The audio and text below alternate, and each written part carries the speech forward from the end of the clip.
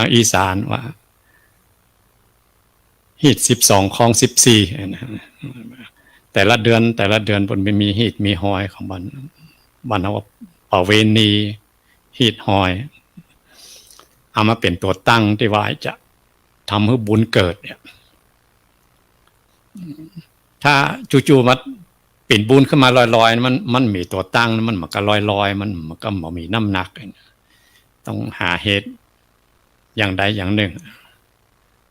หรือแม้แต่อปต.เทศบาลของตำบลดอยหล่อนี่ก็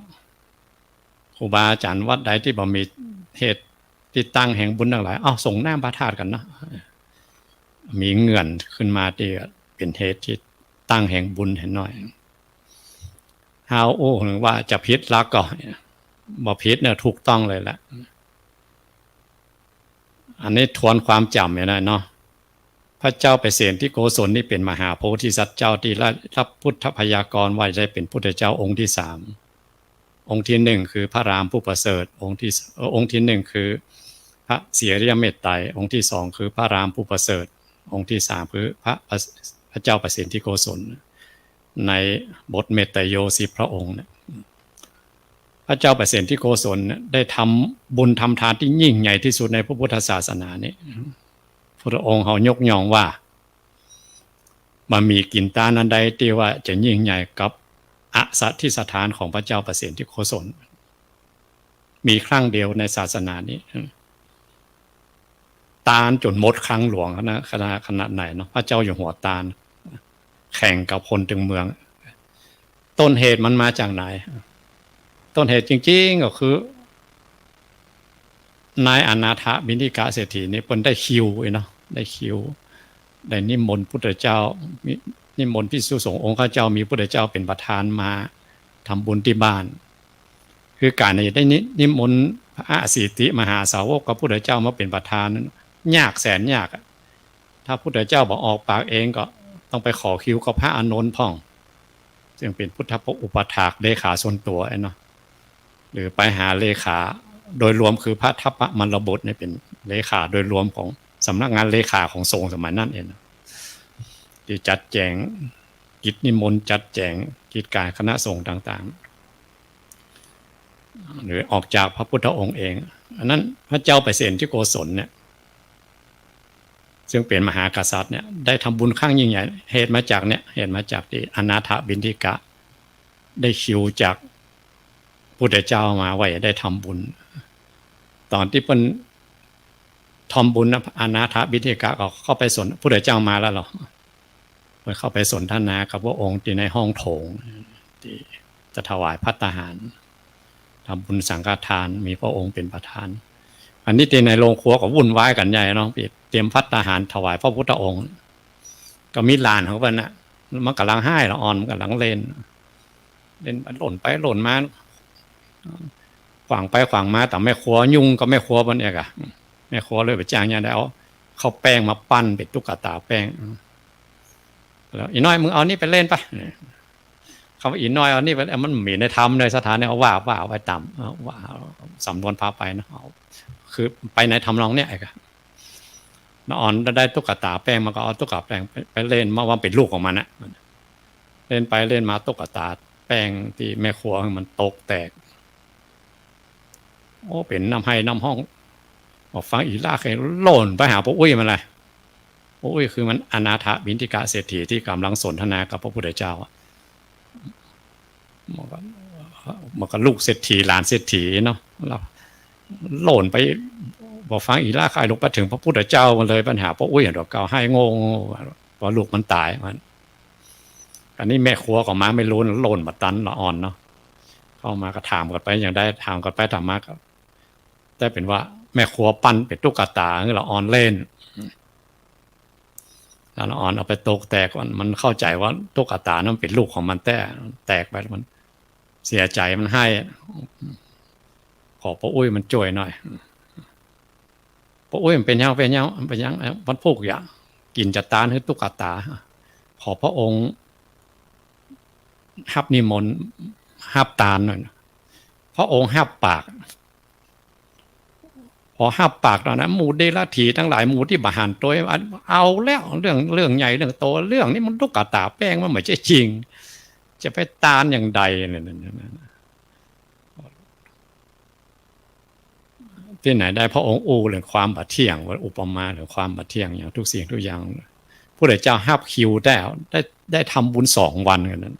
ซึ่งเป็นบุญที่หาได้ยากมากๆเลยกันว่าได้ทำบุญกับตระหันตาอสิธิมหาเถระเจ้าทั้งหลาย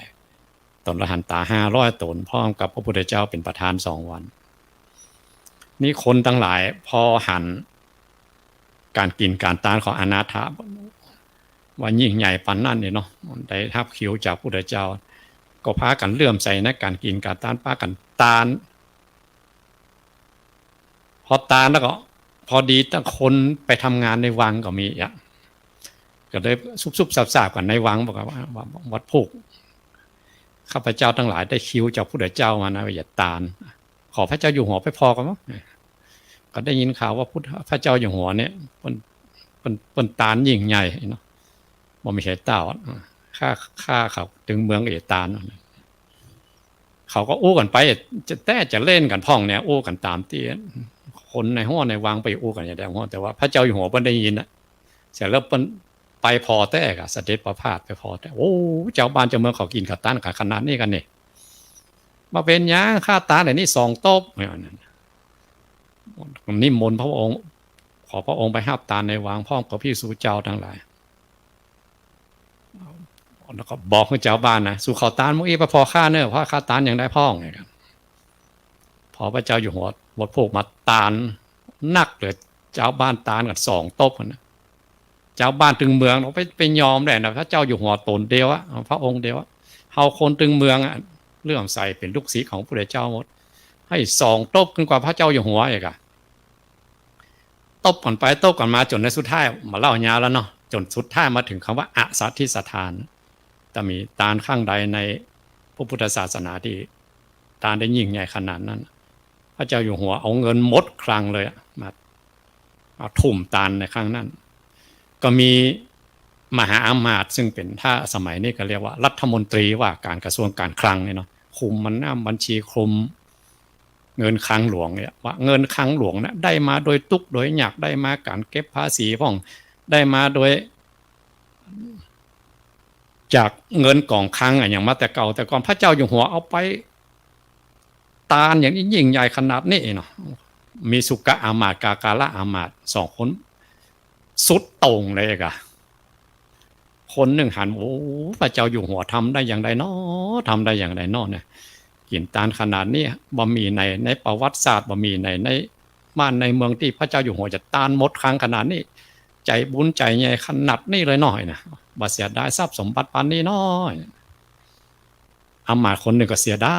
ยเขาหาทรัพย์มาโดยยากเอาไปบำรุงเศรษฐกิจเอาไปสร้างอย่างอื่นไปแปลงอย่างอื่นอันนี้ไปทุ่มกับพี่สุสงองค์ข้าเจ้าสมณะหัวโล้นมันมาอ่านออกมาคนที่มันหันด้วยนะ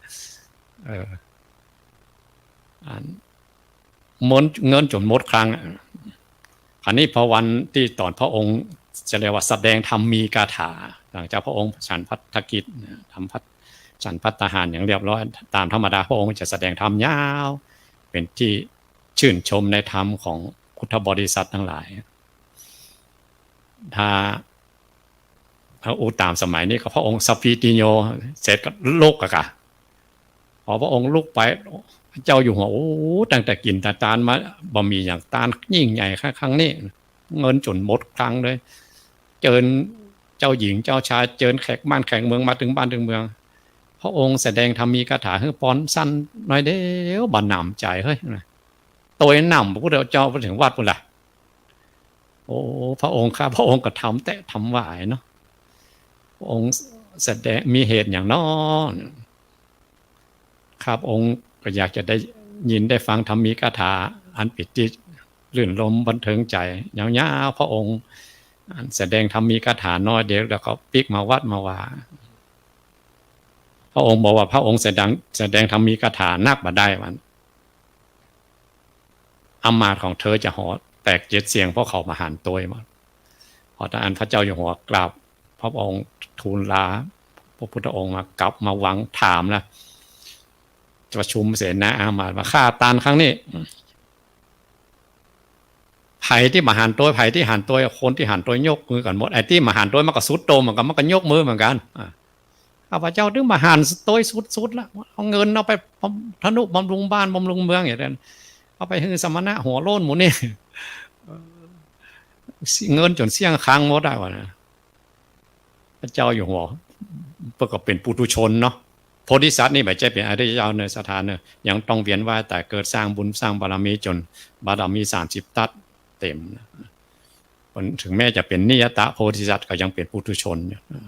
แต่เป็นปุถุชนมหาโพธิสัตว์เจ้าถ้าเป็นพระโสดาบันเกิดไปเกิน7 ชาติบางคนออกคลิปออกอย่างมาว่าพระโพธิสัตว์ต้องเป็นพระอริยเจ้าพิษตำรานะพระอริยเจ้าคือพระโสดาบันนี่เป็นแบบเกิน7 ชาติอรหันต์อนาคามีกับพระพิกมาแล้วอรหันตาขมดเจือชาติเกิดเลยแต่โพธิสัตว์นี่ยังสร้างบารมีบ่มบารมีโพธิสัตว์มันก็เป็นโคตรเนาะเจ้าอยู่หัวมันยังเป็นปุถุชนอยู่เนี่ยไล่เอามาไปคนที่มาหันตัวไปอยู่ชายแดนหมดบ้างเหลือรัฐมนตรีที่หันตัวคนเดียวนะนี่ว่าไปจะยืดยาวเนาะว่าการกินการต้านบางอย่างเนี่ยเขาก็ต้องมีตัวตั้งให้หน่อยแม้แต่การต้านอันยิ่งใหญ่ที่สุดในสมัยพุทธกาลก็ยังเริ่มต้นจากตุ๊กตาแป้งแตกนะเงื่อนต้นตัวอันน้อยเดียวเป็นเหตุให้ได้กินได้ต้านอันยิ่งใหญ่ในครั้งนั้นและอีกอย่างหนึ่งมีข้อคิดว่าเวลาเขาทำอย่างแล้วมันจะมีคนที่หันตัวก็มีคนที่มาหันตัวก็มีทำไปสถาคนที่มาหันตัวก็จ้างมันเนี่ยเหมือนกับเราสร้างบุญสร้างบารมีการกระทำบุญอย่างที่มันมีเงื่อนบุญขึ้นมาแล้วบวก 1 ไปติดไอ้คนที่มันหันตัวก็จ้างมันอย่างมันก็ติด-1 ไอ้คนที่มันก้าวไปข้างหน้าก็คนที่มันถอยหลังไปจริงๆนะอันนั้นมันต้องไปฟังกำโคกำผมบันไดบันเหนือก้มหน้าก้มตาทำป้ายอันนั้นอันอย่างที่เขาจะทำกับต้านศีลภาวนา3 ตัวเนี่ยนะที่มันเป็นลักจริงๆลักของพุทธบริษัทเขาทั้งหลายตัวเนี้ยมันไม่จะมีนักมีหนาอย่างมาล่ำมาเหลือมันต้องไปเลิกบดึกอย่างมาล่ำเหลือจะเห็นนักเห็นหนาครูบาอาจารย์ปฏิบัติเห็นนักเห็นหนาเพื่อมาสั่งสอนพุทธบริษัททั้งหลายสำหรับพวกเขาทั้งหลายเอาเกิดจากการกระทำเขานี่นะสร้างบุญทานบารมีศีลบารมีเมตตาภาวนาไปแค่นี้แหละ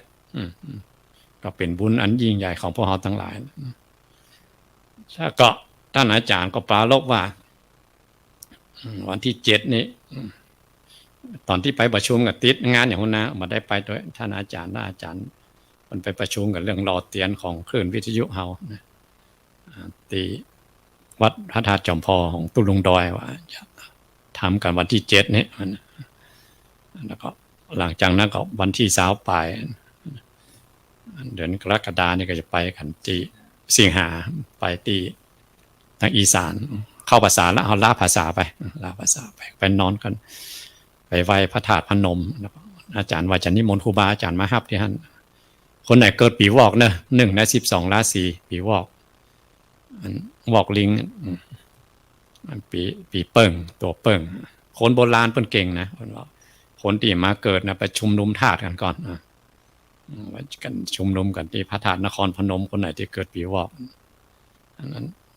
ชั่วชีวิตหนึ่งได้ไปไหว้พระธาตุพนมคนเกิดปีวอกครั้งหนึ่งแล้วก็ถือโอกาสได้ไปตานเตียนที่หั่นแล้วก็ท่านอาจารย์ว่าจะนิมนต์ครูบาอาจารย์มาฮับตานกันจำนวนเตียนกี่เล่มครับ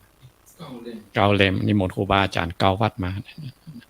แล้วก็เนี่ยก็เป็นเงื่อนที่เขาตีทำให้เขาได้เกิดบุญนะเกิดบุญนอกจากเขาอยากมากินมาตานรอเตียนตีวัดพระธาตุจอมพอนะรอเตียนมีอันนั้นส่งปานใดเนาะวันนี้เล่ายาวนะอาจารย์นะศรัทธาทั้งหลายจดไว้เลยอาตมาสุมาครูอาจารย์ได้ท่องชื่อไว้ชื่อพระเถระเจ้าตนหนึ่งจะว่าพระเอกทีปิยะเถระเมื่อสมัยพุทธเจ้าชื่อว่าปทุมมุตตรสัมมาสัมพุทธเจ้า100,000 มหากัปล่วงลับไปแล้วอย่างตี บทนะโมเมที่ครูบาอาจารย์ได้สวดมนต์คนไหนได้เอ่ยชื่อพระพุทธเจ้า28พระองค์ในท้ายของบทนะโมเมว่ากัปปานิสัตตสหัสสานิทุกขติงโสนะคัจจติถ้าเขาบัดได้สำเร็จธรรมของพระพุทธเจ้าเดี๋ยวก่อนนะคนไหนบำเพ็ญสมถะวิปัสสนาสำเร็จธรรมก็แล้วกันไปแต่ถ้าเขาบัดถึงขั้นที่เขาให้บำเพ็ญสมถะวิปัสสนาถึงคัดเกลากิเลสที่ไปพระนิพพานยังเดินทางท่องเที่ยวอยู่ในวัฏสงสาร100,000 มหากัปนี่จะบอกมีทุกขติเป็นที่ไปวันบุญจะหล่อเลี้ยงมีแต่สุขติสวรรค์โลกมนุษย์ชั้นอินชั้นพรหมได้เวียนว่ายแต่เกิดในสุขติภพภูมิที่ดีกับปานิสัตตสหัสสานิทุกขติงโสนะคัจจติใครเป็นคนเอ่ยคำนี้พระเอกทิปิยะเถระเป็นคนเอ่ยว่า100,000 มหากัปที่เปิ้นได้เอาปัททีปมาปัททีปก็คือแสงสว่างนี่แหละเอาปัททีปเตียนแสงสว่างเนี่ยปูจาพระธาตุนะไม่ใช่ตนตัวพุทธเจ้านะพุทธเจ้าชื่อปทุมุตตระสัมมาสัมพุทธเจ้า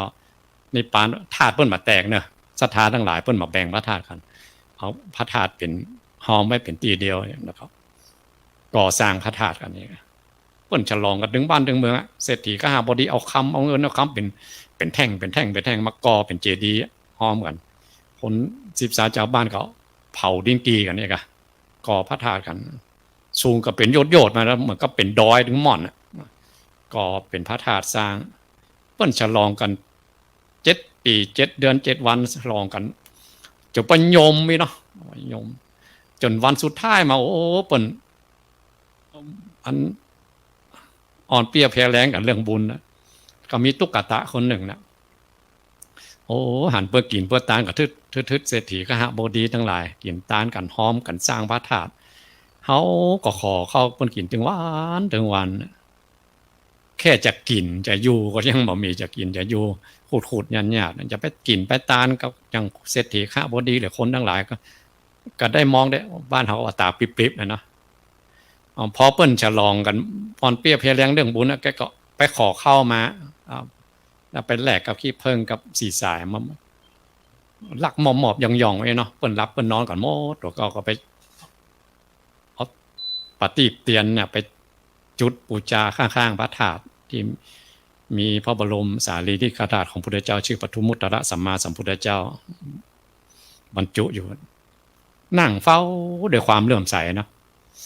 ถ้าเป็นสมัยนี้นั่งให้ไปด้วยเนาะนั่งไปเพราะน้ำตาเลื่อมใสในกุลแก้วสามประการเลื่อมใสในพระพุทธเจ้าเฮามีบุญมีวาสนาได้ฟังธรรมกับพระองค์มีบุญวาสนาได้สร้างก่อพระธาตุด้วยเปิ้นก็ขอเอาแสงไฟเนี่ยบูชาพระองค์ตั้งแต่นั่นมาวันมีคติอยู่2 อย่างคือหลังจากละโลกนี้ไปขึ้นบนสวรรค์หมดบุญจากสวรรค์ก็มาโลกมนุษย์หมดบุญจากมนุษย์ขึ้นสวรรค์ระยะ2 อย่างเวียนว่ายตายเกิดในภพภูมิ2 ตีได้อันมั้ยแล้วมาชาติสุดท้ายเนี่ยสุมาครูบาอาจารย์ไปเปิดดูตำราเนาะว่ามีพระเถระองค์ใดที่อายุน้อยกว่านี้วันตามธรรมดาต้อง7 ขวบขึ้นไปพระปัญจศีลสมาทานก็5 ขวบแต่ว่าพระเอกทิปิยะเถระเนี่ย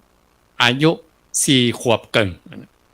ได้เป็นตัวอรหันตาแล้วอ่อนน้อยนะ4 ขวบเกิง1 เดียวอันนี้ส่งอย่างอันนี้ส่งได้ตาลแสงสว่างปูจาพระบรมสารีริกธาตุของพระพุทธเจ้ายิ่งใหญ่ปานนั้นนะศรัทธาเนี่ยตาลเตียนตาลแสงสว่างมันเกิดหูทิพตาทิพโดยบ่ต้องรับหูรับตามันต้องโดยบ่ต้องเข้าฌานอย่างนั้นพอโลกธาตุมันสว่างสวัยโลกธาตุหันทะลุปูโป่งพรบภูมันใดสามารถจะบังตาพระเอกทิปิแล้วเถระได้เพราะอย่างเพราะอันนี้ส่งได้ตาลปฏิตาลเตียนตาลแสงสว่างอันนี้ส่งปันนี่นะสถานเนาะอันนั้นพวกเราทั้งหลายคนไหนปัจจัยว่าว่างก่อนนะมันเรื่องคนมันเรื่องของว่างการว่างอะไรปลีกเอาเนาะปลีกเวลาไปห่วมกินห่วมตาลด้วยมือเขาอังคาดอาราธนาอยู่ในหัตถบาทในกรรมในธรรมไปบอกไปตาลกับครูบาอาจารย์ไปหล่อเตียนที่วัดพระธาตุจอมพ่อเขาคงจะได้ยินตุลุงดอยเนาะเป็นเจ้าตีเป็นครูบาอาจารย์ท่านผู้เฒ่าอายุจะ80แล้วบวชตั้งแต่หนุ่มแต่น้อยมาละเป็นครูบาอาจารย์ในคืนวิทยุของเขาเนี่ยเขาก็ไปกินไปตานกับตุลุงดอยเปิ้นเป็นเจ้าตี ในน้ำของคลื่นสีขาวเขาแล้วก็หลังจากรอเตียนเสร็จทำมันอย่างเรียบร้อยเสร็จเขาก็ไปตานกันที่วัดพระธาตุพนมก็พูดกันเรื่องกินเรื่องตานก่อนเข้าภาษานี่ก็ตะอีกันเนาะท่านอาจารย์ท่านพระครูอภิวัฒนวิกรมจะดำเนินรายการต่อไปอย่างไรขอนิมนต์ท่านอาจารย์ครับครับ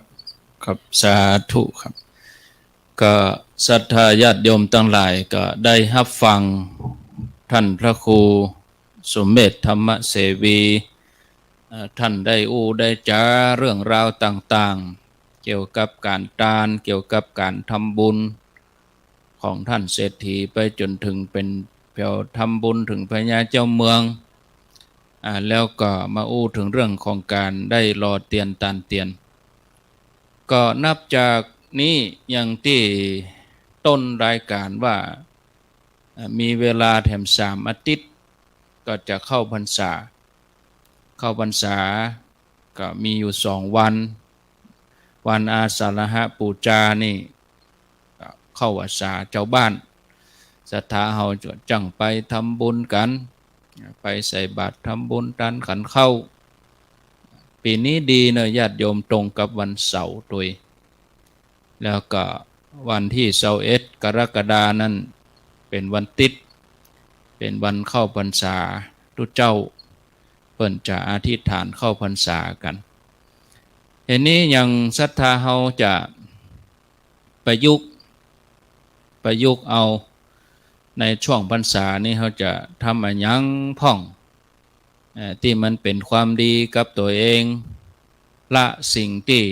ควรละควรเว้นตลอดที่เขาทำเป็นอาจินที่มันจะปาเฮือ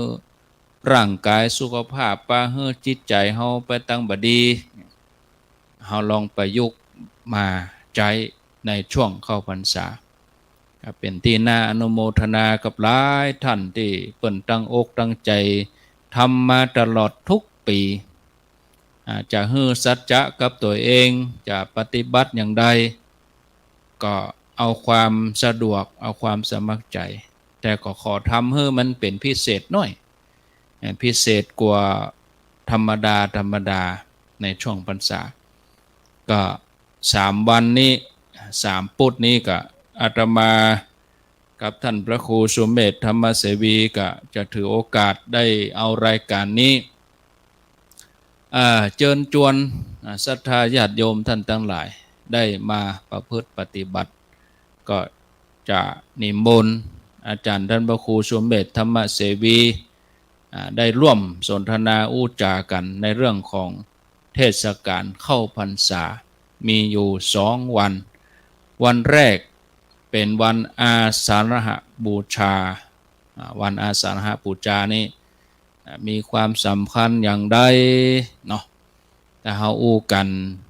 ปุดนี้บ่เสี่ยงเฮาก็ไปต่อปุดหน้า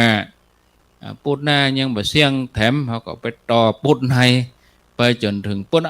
วันเข้าพรรษาพุ่นเพราะว่าบางเรื่องราวมันต้องเท้าความไม่ใช่ว่าปุ๊บปั๊บมาเฮาจะกันแล้วเท้าความมากว่าจะได้มาเป็นวันอาสาฬหบูชาเกี่ยวข้องกับพุทธประวัติจะได้เกี่ยวข้องกับพระพุทธเจ้าอย่างใดเกี่ยวข้องกับพุทธสาวกอย่างใดอันนี้เราก็มากันสนทนากันนะครับเอาวันแรกก่อนเนาะครับวันอาสาฬหบูชาอาสาฬหบูชานี่เป็นวันอะไรอย่างครับวันจะใดเปิ้นห้องว่าอาสาฬหบูชาครับตามปฏิทินว่าเป็นดวงดาวเนาะครับดวงดาวที่พระอาทิตย์มันวนไปตามจักรราศีของเพิ่นนั้นถ้าผ่านหมู่กลุ่มดาวฤกษ์หมู่นี้เองครับแล้วก็เลยตั้งชื่อว่า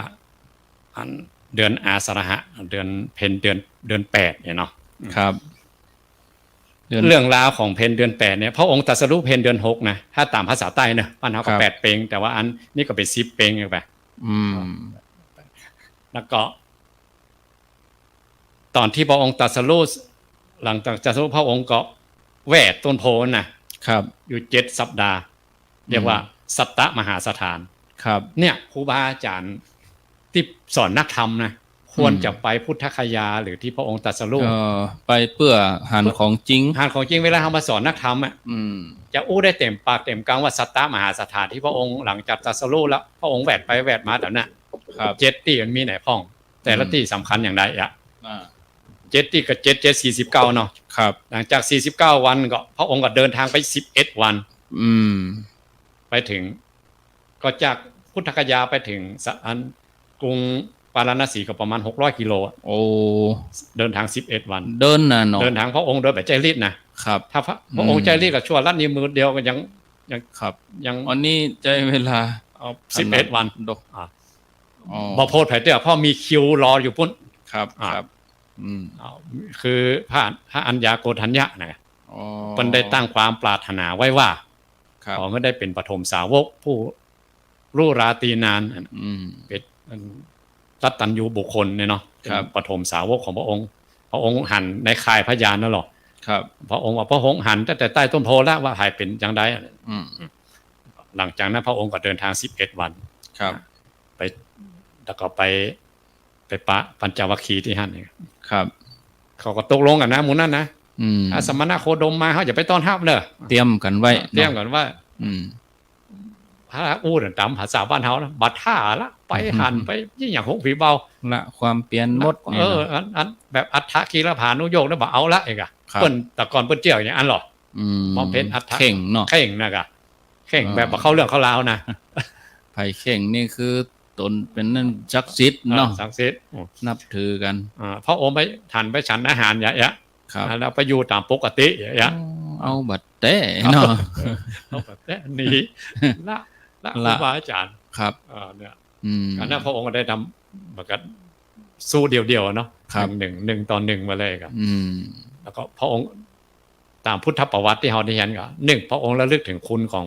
ปัญจวัคคีย์ที่ได้อุปถัมภ์พระองค์ตอนที่พระองค์บำเพ็ญทุกขละกิริยาเนาะครับได้ช่วยเหลือในเรื่องอุปถากของพระองค์มาแต่ก่อนและอีกอย่างหนึ่ง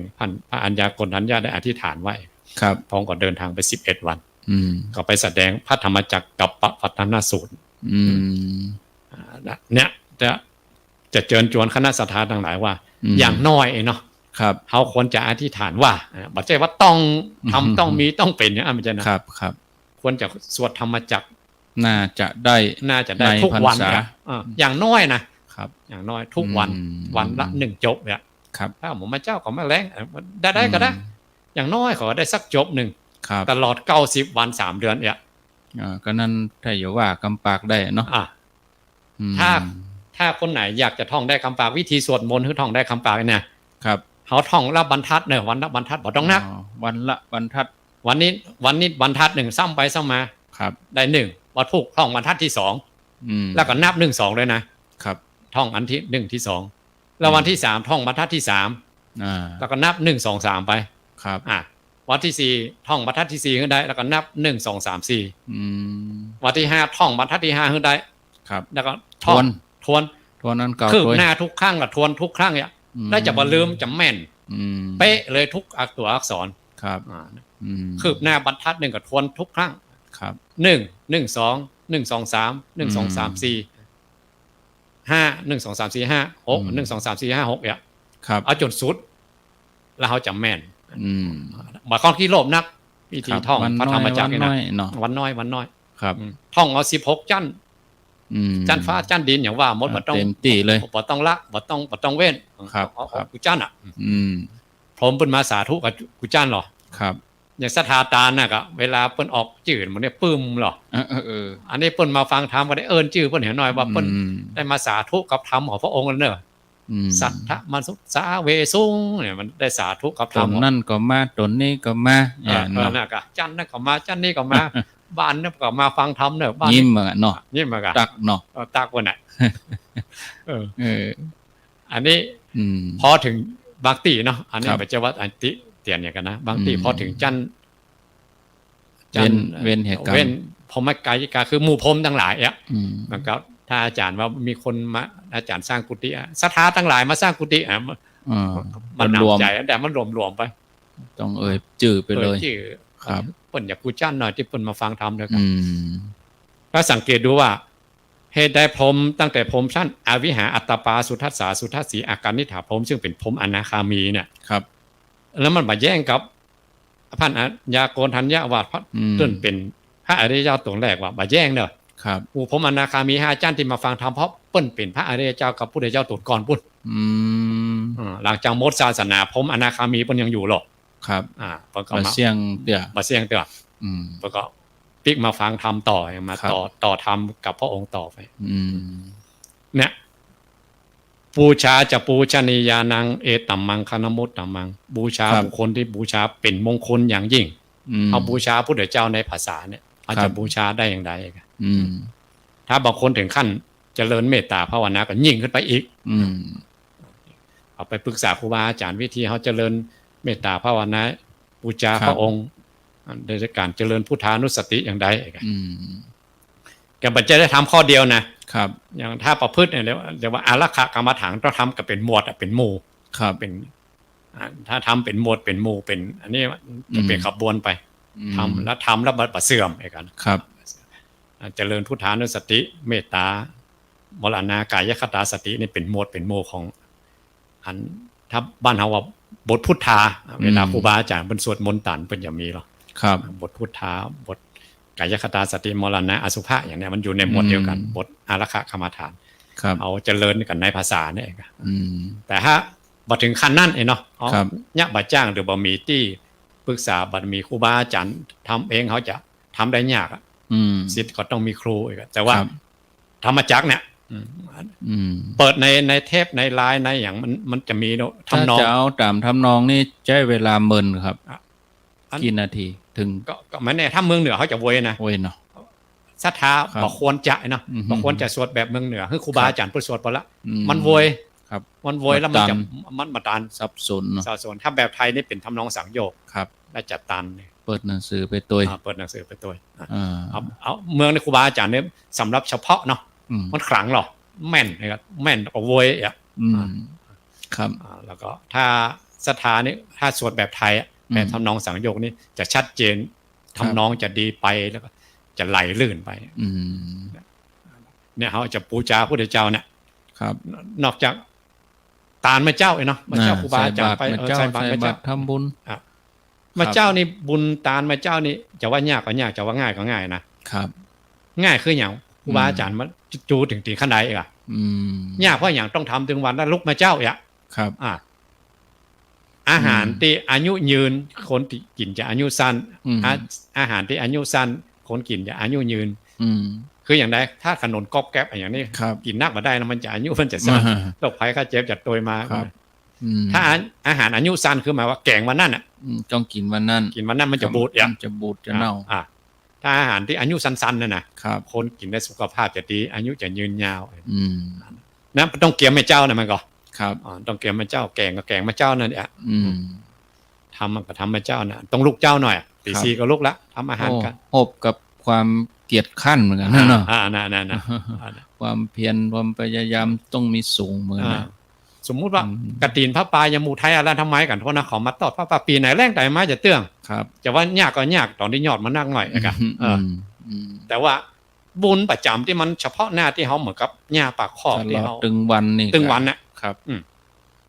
บุญกินบุญตาลที่เป็นตาลนะบารมีโดยตรงของเขาเนี่ยที่สำหรับพุทธบริษัททั้งหลายอุปถากครูบาอาจารย์เนาะห้อมประโยชน์ตนประโยชน์ท่านมันนักเราบุญกุศลก็เต็มเปี่ยมเต็มปีเป็นสังฆทานถึงวันเนี่ยใส่บาตรครูบาอาจารย์ก็ได้เรียกคนถึงวัดเนาะ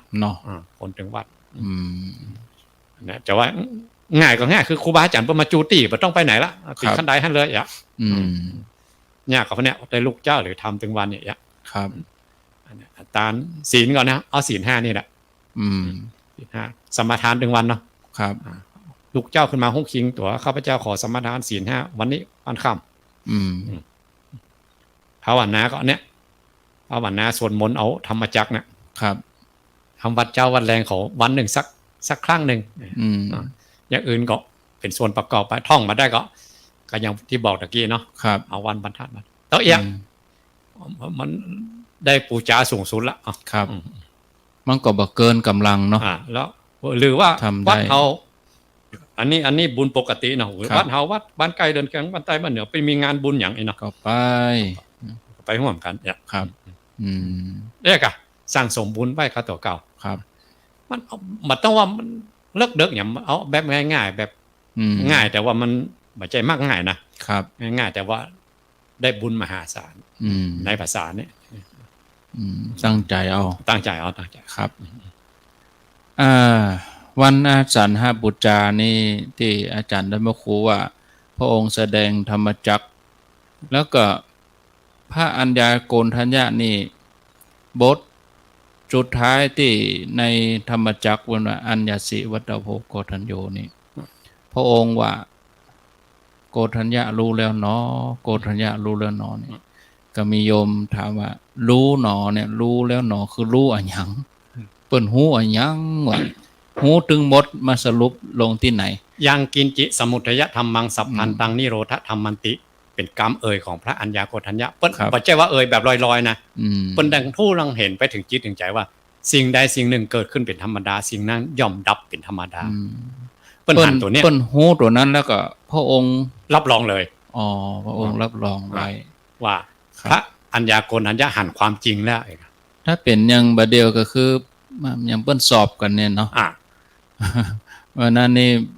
พระอัญญาโกณทัญญามาก็คือผ่านไปตนหนึ่ง อ่ะ ผ่านไปตนเดียว ยังบรรลุพ้นถึงเป็นอรหันตาได้นะไปหันก่อนนะ ยังเตื้อ แล้วยังเตือด้วยได้ ครับ ดวงตาหันทำหันอยู่ อืม แต่ยังบอกเป็นถึงตนอรหันตารุดพ้นด้วย ครับ ต้องไปฟังธรรมแบบพวกนึงแล้วว่าอนัตตลักษณะสูตร อืม ตอนหลังครูบาอาจารย์อีซีตนนั้นยังมาหันได้นะพระองค์ก็ ค อ รับ ธิบายย่อยๆไป อืม ต่างคนต่างหันไปคนละวันจนครบ5 ครับ ได้หันเหมือนกันหมดอะแต่ยัง อืม ยังบรรลุพ้นเนี่ยต้องไปรอฟังธรรมแบบกันหนึ่งอีกอะ ครับ อืม อืมอัญญาสิวัตตใช้เวลาเมินก็ครับ กว่าจะไปหันทำแห่มกันหนึ่งอะ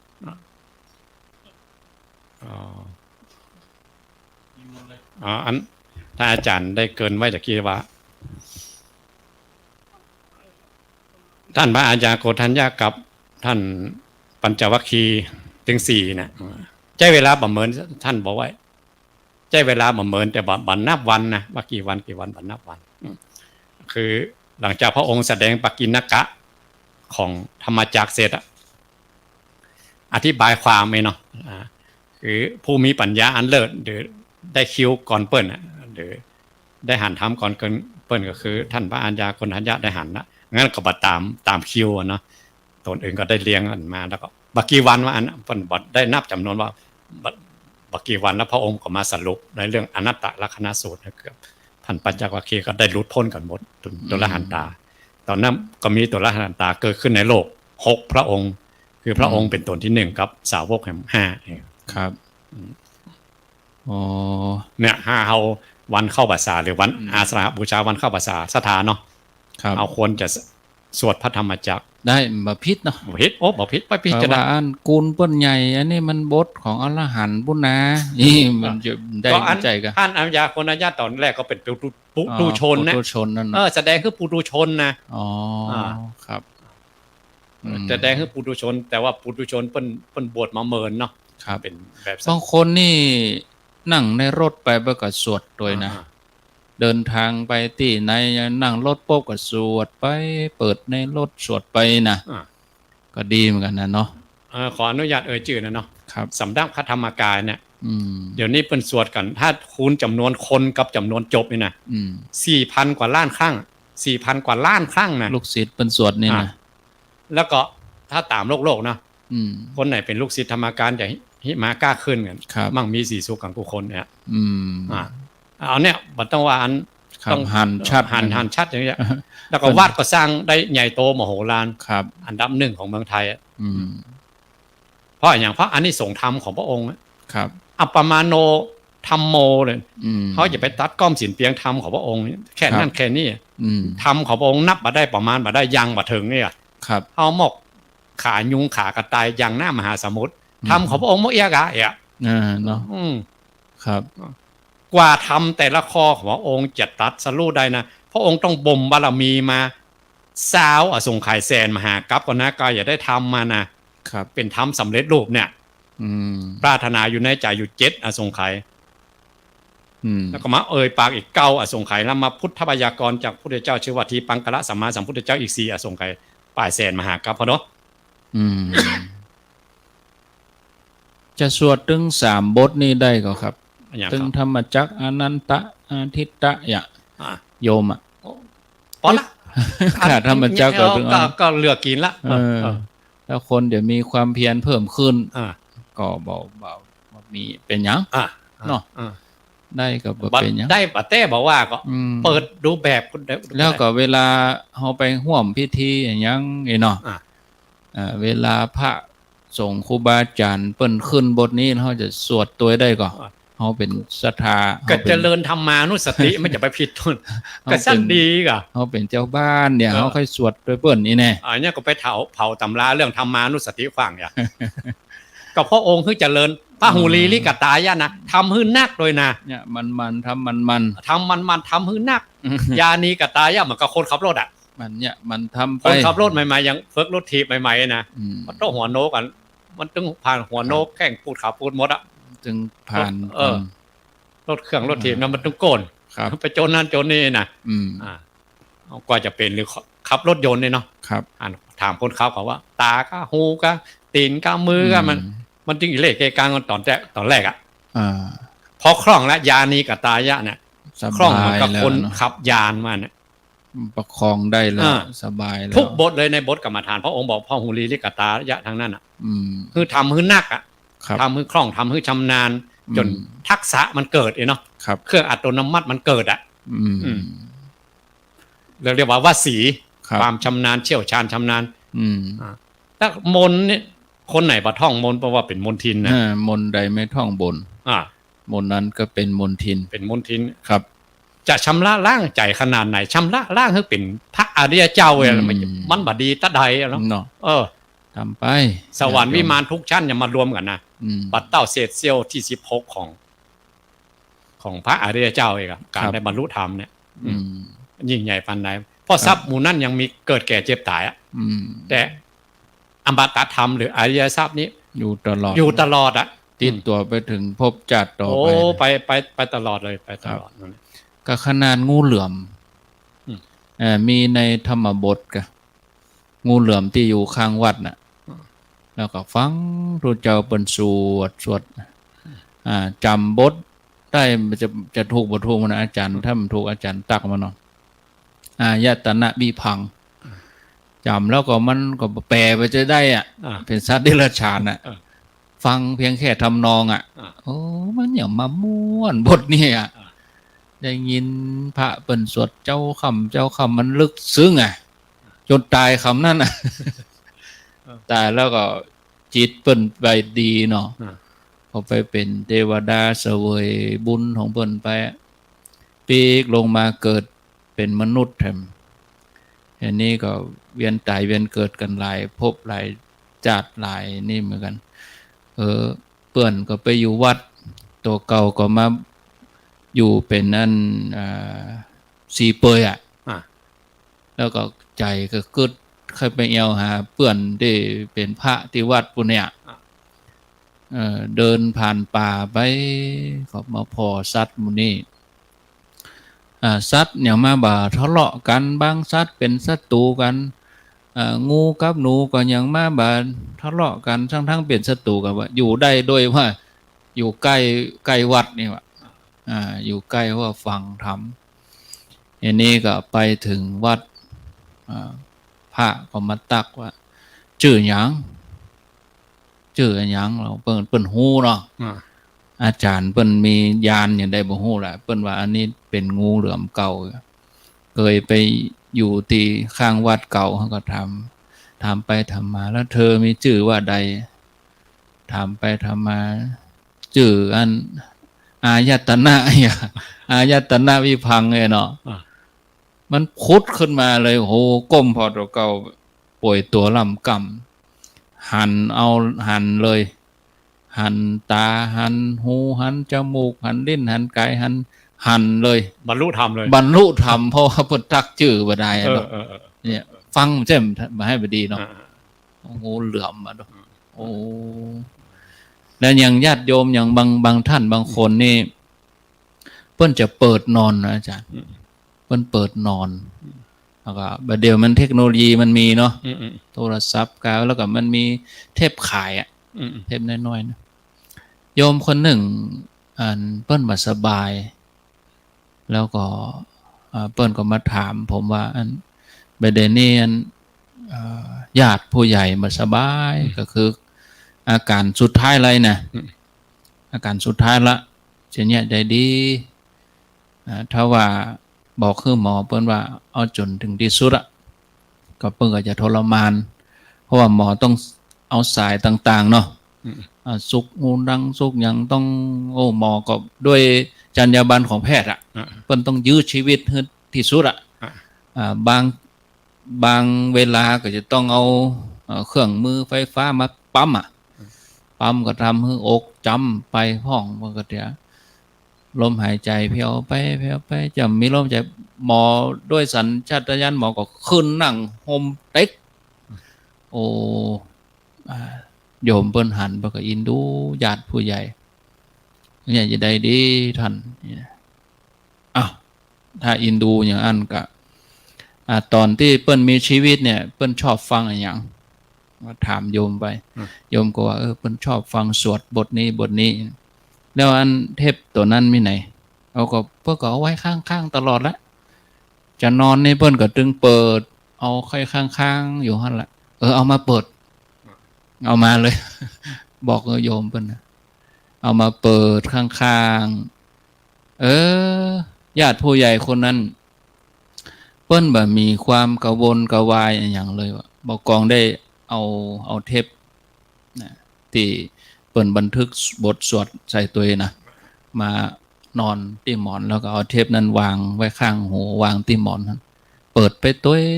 นิ่งไปว่ะนิ่งไปก็ไปอย่างนั้นน่ะแล้วก็พออันเส้นที่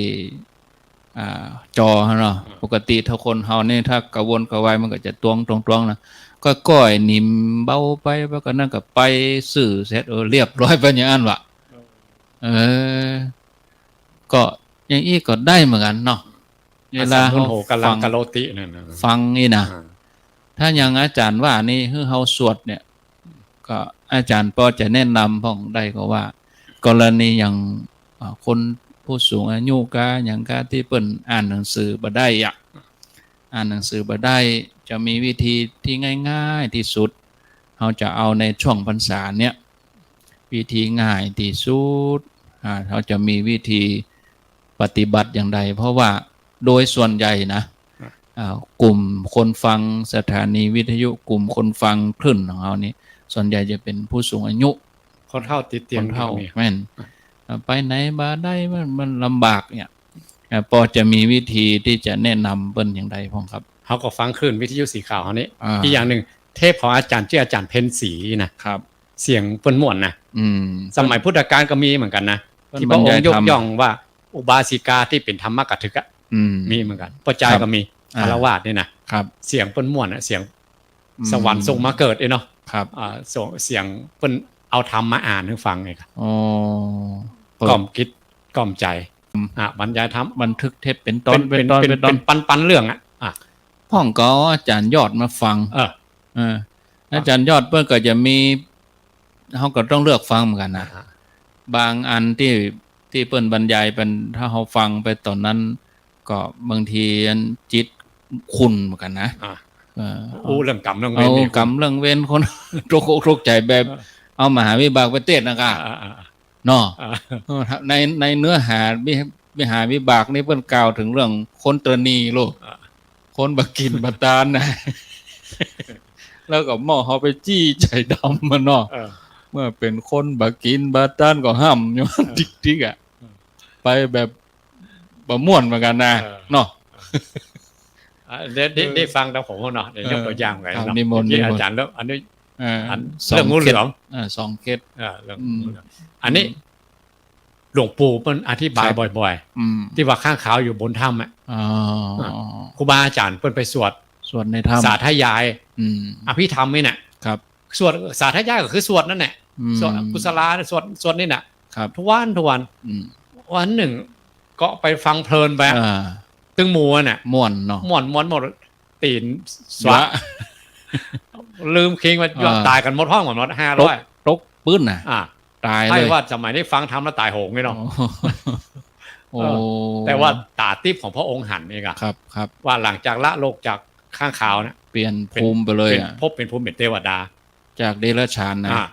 พอจากเทวดาแล้วหลังลงมาเกิดมาบวชเป็นภิกขุเจ้าถึง500เนี่ยครับและพระสารีบุตรเนี่ยไปฟังธรรมพระอภิธรรมกับพระพุทธองค์เนาะพระองค์ก็มอบพระอภิธรรมนี้ว่าทุกเจ้ากลุ่มเนี่ยเคยฟังอภิธรรมมาก่อนครับอันนี้เป็นพุทธวิสัยที่พระองค์ที่หันคนอื่นมาหันเนาะครับฟังธรรมกันอื่นก็จะบอกเรื่องเปิ้ลเคยสืบมาอย่างอีกอย่างพอพระสารีบุตรเปิ้ลได้ธรรมของพุทธเจ้าชื่อว่าพระอภิธรรมเนี่ยมาเตะให้ทุกเจ้า500 ตนได้บรรลุธรรมกันหมดเพราะอย่างเพราะของเก่าที่มีอยู่แล้วครับเหมือนกับนั้นต่อยอดฟังทัตวาพุทธศาสนาคืออันมอบกายถวายชีวิตให้พุทธเจ้าเองเลยเนาะเอาชีวิตแลกมาแล้วเองความเลื่อมใสสูงสุดอะตายเพราะธรรมของพุทธเจ้าเองครับอันนี้ตัวอย่างที่1เนาะตัวอย่างที่2มีนกอันนกอะไรอย่างก็ลืมมาแล้วอยู่โดยนางพิษุณีนะนกแขกเต้านะนกแขกเต้านะแล้วบ้านเขาว่านกอย่างนกแขกเต้านะนกแขกแก้วนะครับแก้วนะครับนกแลอันเดียวกันภิกษุณีนี่เปิ้นท่องกายคตาสติปัฏฐานกายเกสาโลมานะขาทันตาตาโจยนะครับถ้าสถาไปเปิดหน้า47ขวาทั้งหลุมมันหน่อยๆอาการ32นี่นะเปิ้นท่องถึงวันนะครับท่องเกสาโลมาเนี่ยท่องกายคตาสตินะนกแขกเต้าได้ยินอย่างอื่นก็บอกปิ้งนะไปปิ้งเขาว่าอัฐิกระดูกโอ้ฟังแล้วอย่ามาม้วนคำว่าอัฐิกระดูกเนี่ยเป็นกระดูกเลยเป็นกระดูกครับแต่ว่าสัตว์เดรัจฉานแปลว่าขวางมันเขาไม่นาสามไปขวางประตูเอามาเข้ามาได้มันได้ไปตั้งซื่อมันมาได้ตั้งซื่อจิตของสัตว์เดรัจฉานมันขวางเลยบัดได้บรรลุมรรคผลนิพพานหันแต่กระดูกตัวเก่าเป็นกระดูกเลยครับพอดีมีหุ้งใหญ่มาครับมาสู้ใจกันหันหุ้งใหญ่ไปก็เป็นกระดูกตัวเก่าเป็นกระดูกใหญ่ยุ่มกระดูกน้อยตายคำหั่นเลยเองไปเกิดเป็นเทวดาลงมาจากปัจจุบันเนี่ยมาเกิดเป็นภิกษุเจ้าทั้งหลายในหมู่กลุ่มทุกเจ้าทั้งหลายแต่มาเกิดเป็นทุกเจ้าตัวหนึ่งเนาะหมู่ทุกเจ้าทั้งหลายคราวนี้เบิ้ลก็ไปกุมบาตรไปกุมบาตรถึงวันอันพอดีไปผ่านสำนักของนางโลมนางโลมคือสมัยนั้นก็คือนางโลมคือโสเภณีนะเพื่อขายตัวเนาะโมหายถ้าเป็นพ่อใจยิ้มใส่เจิญจวนมาเป็นลูกค้าหมดเอกพอหันทุกเจ้านี่กุมบาดผ่านมาก็ยิ้มใส่เอกทุกเจ้าหันนะเป็นกระดูกเลยหันเป็นกระดูกอัฐิกระดูกพัวเลยเป็นละหันตาตัวท่านตอนกุมบาดตอนหน้านะครับก็ยังมาได้ง่ายแต่นายว่าแต่บอกว่าคิดว่าพิญญาเพราะอย่างเพราะสั่งสมแค่ตัวเดียวนะแล้วพระธรรมจักรนี่ธรรมะของพระองค์ยอดรวมไปตรงนั้นมีมดอริยสัจอย่างมี5มดจะไปปิ้งอันใดแค่ปิ้งตัวเดียวเนาะครับปิ้งเขาว่ากระดูกตัวเดียวว่าได้ยังได้เป็นตัวละหันตามัคคยานตัวละหันตาที่อันเปิ้นได้ฮู้โวยนี่เพราะว่าของเก่ามีส่วนของเก่าเนาะของเก่าอย่างพระองค์ก็เล่าว่าของเก่าอย่างมาย้อนหลังไปย้อนหลังพระองค์ก็เล่าไปหมดสร้างเหตุมาอย่างได้เนาะพอมาประจวบกับปัจจุบันเนี่ยครับต่อยอดเลยต่อยอดครับนะพี่ครูเจ้านั่นแหละเขาสงสัยว่ากุมบาตรแต่ๆก็คำว่าท่องอัฐิกับกระดูกบาดาเป็นอย่างได้บรรลุธรรมโดยพระองค์ปัจจัยว่าบัดเดียวนี่มีที่มาที่ไปพระองค์เล่าพระองค์ก็ฮุบพระอุบแก้วในธรรมมานะแบบใครอยากฮู้ต่อนี่นะบางสาวกบางองค์นี่ที่เอาจังอ่านปะนี่พระองค์ก็ตัดบรรยาวนะตัดเพียงแค่บทสั้นๆทำได้รู้แต่เหตุนะดับแต่เหตุเนี่ยเป็นสั้นๆก็พุทธสาวกอรหันต์สาวกอาสิติสาวกก็สำเร็จได้เลยของเก่าบนทั้งนั้นนะเนาะเขาตรงจุดด้วยเองครับก็มีแค่พุทธเจ้าตนเดียวที่ฮู้นะเนาะว่าตัวนี้เหมาะสำหรับทำอันนี้เรื่องนี้นะก็ยังที่เคยเล่ามาเมินเนาะว่ามีตู้เจ้าตัวหนึ่งเป็นลูกนายช่างทองเปิ้นก็เป็นคนหนุ่มคนกำเนาะก็ไปบวชเป็นสัทธิวิหาริกของพระมหาสารีบุตรเจ้ากันพระมหาสารีบุตรเจ้า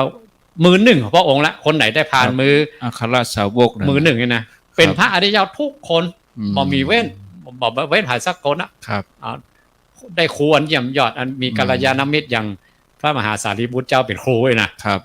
ได้เป็นพระอริยเจ้ากับทุกคนแต่ตนนี่กะยังขยันก็ขยันอาจารย์ก็เก่งสอนก็ได้หมดทำแต่สภาวะมันมาเกิดมาขยันมาเกิด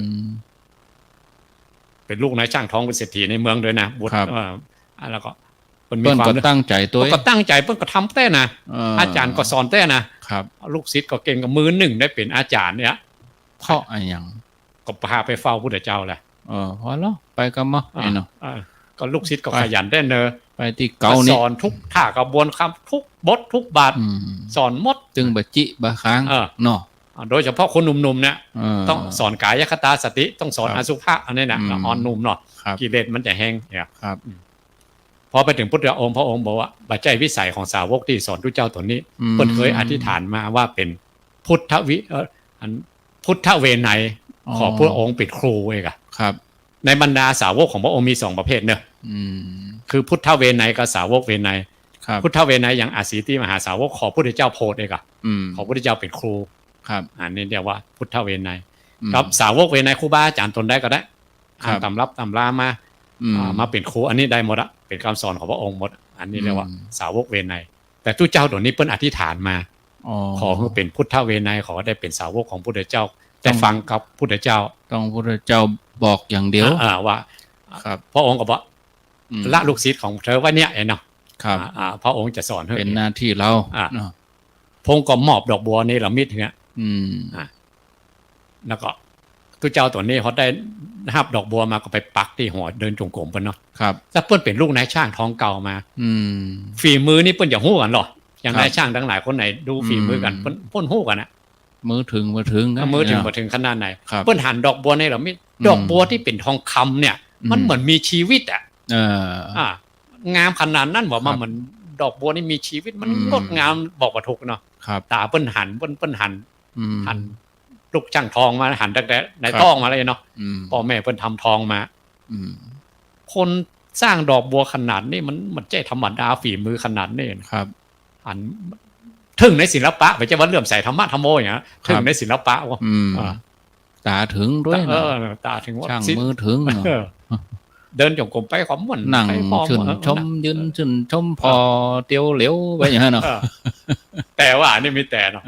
แต่อันบอกรวมมาเกิดจากอภิญญาของพระองค์บนน่ะครับพระองค์สร้างขึ้นมาพระองค์สร้างขึ้นมาด้วยอภิญญาเพื่อจะฮู้แหละ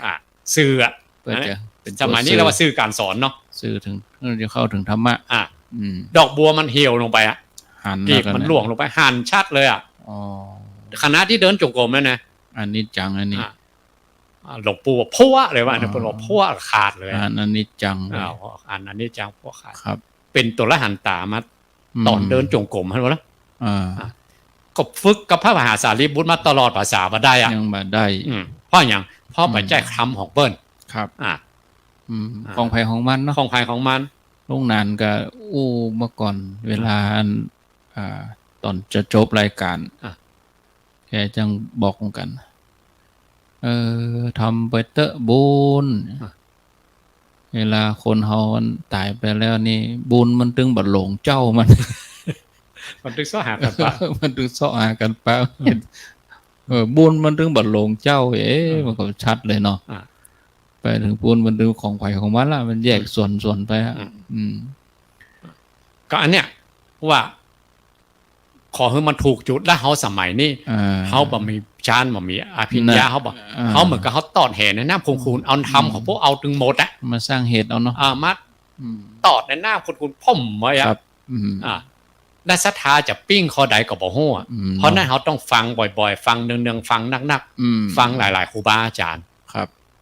หรือไปอ่านพระไตรปิฎกเฮาอ่านไปข้อใดข้อหนึ่งที่มันปิ้งอ่ะอันนี้อาจจะเป็นของเฮานะ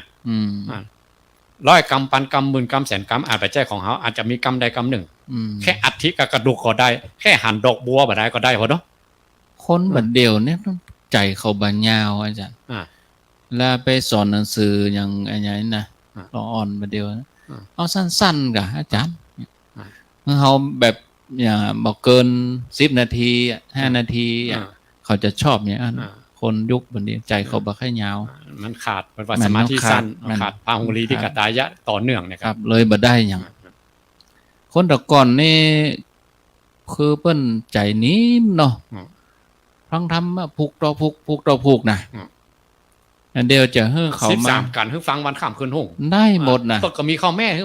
ฟังวันข้ามคืนหุ่งเนี่ยนะเป็นเดียวนี้โอ้ธรรมะนี่เขาจะถ้าบัดแต่ว่าถ้าเกินชั่วโมงปานนี้บัดแต่บอกว่าบัดใจโหมแต่นี่โอ้จะบ่ใครฟังกันนะจากที่เล่ามา 2-3 เรื่องเนี่ยว่าจับปิ้งข้อใดเนาะครับออกทำมากมายแต่ว่าในธรรมจักรนะเหมือนกับแม่น้ำใหญ่ครับพอสวดไปเด้อบางทีจับปิ้งข้อใดข้อหนึ่งอยู่ในพระธรรมจักรนะแบบมันมีบทแปลก็ครับมีแปลก็มีแปลด้วยแหละมีหนังสือก็มีอันนี้เขาต้องท่องบาลีให้คล่องเนาะแล้วเขาก็ไปศึกษาคำแปลอาจารย์ว่าคนเนี่ยได้บรรลุธรรมเรียกว่าวิมุตตายตนะมี5ตัวนะอันหนึ่งสาธยายธรรมสาธยายก็คืออย่างเขาสวดมนต์เนี่ยสาธยายนะอันที่2คือครับฟังธรรมฟังธรรมสูงสุดอันที่1ฟังธรรมฟังธรรมยังหมดเรื่องยังมาได้เด้อต้องเอาธรรมนั้นมาสาธยายอันที่2นะอันที่3ถ้าสาธยายยังหมดบัดเตื้อตัวเองเข้าใจแจ่มแจ้งก็ไปแสดงให้คนอื่นฟังว่าธรรมะขององค์ปิ่นจะอีแสดงไปคุ้งไปแปรนะเอาว่าไต้หวันเนี่ยก็ว่าไปนะก็ฮู้ไปตัวเขาก็อย่าฮู้ไปตัวด้วยอันนี้สงที่ทบทวนตัวเก่าคือธรรมทานหรอกก็ยังมาได้เด้ออธิบายเป็นคุ้งเป็นแควเป็นวงเป็นลายมาได้เด้อต้องไปตรึกตรองครบเพื่อแตกนะครับครบคนโบราณบอกครบเพื่อแตกได้อันสุดท้ายคือภาวนาคือเนี่ยเอาไปทำ1 2 3สมถะวิปัสสนาเนี่ย5ข้อนี้เปิ้นอย่าเอา1ตามท้ายหรอกฟังธรรม1สาธยายธรรม1แสดงธรรม1ตึกตรองธรรม1ภาวนาธรรม1คือหมายความว่าอันนี้ส่งอย่างเดียวกันหมดอะบ่อันไหนบ่เกินกันจะไปโคมกันนี่กันเสมอกันเดี๋ยวจะไปโคมกันสำคัญทุกอันบางคนสาธยายได้ธรรมก็มีบางคนฟังธรรมได้ก็มีบางคนไปภาวนาได้ก็มีบางคนไปครบจนแตกได้ก็มีเขาจะไปโคมกันว่าอันนั้นดีอันนั้นไม่ดีสู่เขามานั่งฟังธรรมวันข้ามไม่ได้ว่าต้องเดินจงกรมต้องนั่งสมาธิกันที่เปิ้นได้ของเปิ้นนั่นบางทีบางคนเปิ้นเดินจงกรมเปิ้นได้สมาธิเปิ้นได้ของเปิ้นนะแต่ว่าเปิ้นเดินจงกรมสมาธิบ่ได้แต่เปิ้นไปสวดเปิ้นได้อ่ะครับแต่บางคนไปอธิบายให้คนอื่นฟังและอันนี้ส่งกองธรรมทานน่ะมันฮู้ขึ้นมาอันนี้เรียกว่าวิมุตตายตนะการเข้าถึงธรรมของพระองค์มี5อย่างสาธยายนี่เป็น1ในนั้นน่ะก็แล้วก็ง่ายที่สุดเลยเนาะง่ายที่สุดครับมีสื่อมียังบาเดียวเนี่ยสะดวกแต่ถ้าสูงสุดคือฟังธรรมอย่างท่านพระอาญาโกฏัญญะนั่งฟังเนี่ยแต่ได้ตนครูเนาะได้พระพุทธเจ้าเป็นครูอะยังมาได้เดินจงกรมนั่งสมาธิยังมาได้ถูกจุดเลยฟังเราถูกจุดอะถูกจุดเลยนั่นมันเปิ้นเผาผ่านจนเต็มที่แล้วหรออาจารย์ก็เต็มแล้วหรอน่าก็เต็มแล้วหรอยังเฟืองต่างอันล้อต่างเฟืองเป็ดกองเฟืองยองเห็นเส้นเดียวล้อหักก็ทุกสิ่งทุกอย่างก็นั่งนับ1ไปก่อนมันก็ตั้งนับ1มาเหมือนกันหมดเริ่มต้นหมดเริ่มต้นหมดผู้ใดเจ้าเขายังต้องปรารถนามาก่อนต้องปรารถนามาก่อนนับ1มาก่อนเหมือนกันจีบครบกี่จัดโอ้โหเนาะขอเปิ้นจะเต็มอ่ะแม่นนะแล้วเฮาว่าบึดก่อนย่ำก่อนรอไปก่อนมันก็เท่าไปตีๆอ่ะเวลามันก็เสี้ยนแล้วเมื่อใดให้ได้ทำปุ่นนอนเตียงก็ถามหารอเท่าก่อนนี้หรือรอลูกหลานมันใหญ่ก่อนเราเฮารวยก่อนโอ้มันได้เป็นรออย่างอันได้ก็อายุเฮาก่อยนับขึ้นมันบวกขึ้นไปถึงวันไปกึดถึงตอนนั้นก็น่าใจหายเหมือนกันนะอาจจะไปรอทำถึงเวลานั้นนะมันบะหมี่ที่ว่าอู้จะมาตกกระไดพลอยโจรนี่นะบะหมี่เลยต้องสั่งสมเองเลยอาศัยลุงฟุกมีก็มีแต่มันยากมากๆก็มันบะหมี่ห้อมที่มันเปิ้นว่าปิดคล้องของใจไว้ก่อนนะอาศัยอาจินกรรมเนี่ยก็ทำบ่อยๆทำเนืองมีเปิ้นมาบอกมากล่าวเห็นว่าตอนนั้นนี่มันบางทีโอ้มันจะได้ยินแล้วหรออาจารย์เครื่องมือมันรู้ไปหมดแล้วเข็มตั้งแตงยังบ่รู้สึกอ่ะแขนบ่เป็นจ้ำเป็นแผลเป็นห้อยเข็มหมดอ่ะ หมอเปิ้นบีบไม้บีบมือบีบแขนบีบอย่างผมฮู้ลูกหลานมาแวดอยู่เตียงก็ยังห้องหาอยู่อีก เนี่ยตอนอุปกรณ์ดีๆเนี่ยก็เอาอุปกรณ์เนี่ย จะไปเอารถลุมาวิ่งถนน แล้วมีวินัยบางข้อนะตู้เจ้าที่มาบวชเนี่ย บางทีอุปชาก็ผิดเหมือนกันนะครับ เอาเกินกลเอา60มาบวชเนี่ยเพิ่นเหมือนเกิน60นะมาบวชเนี่ยเพราะว่ามันเครื่องมือมันรู้แล้วเอาไปใจต่างโลกจนป้อเต็มที่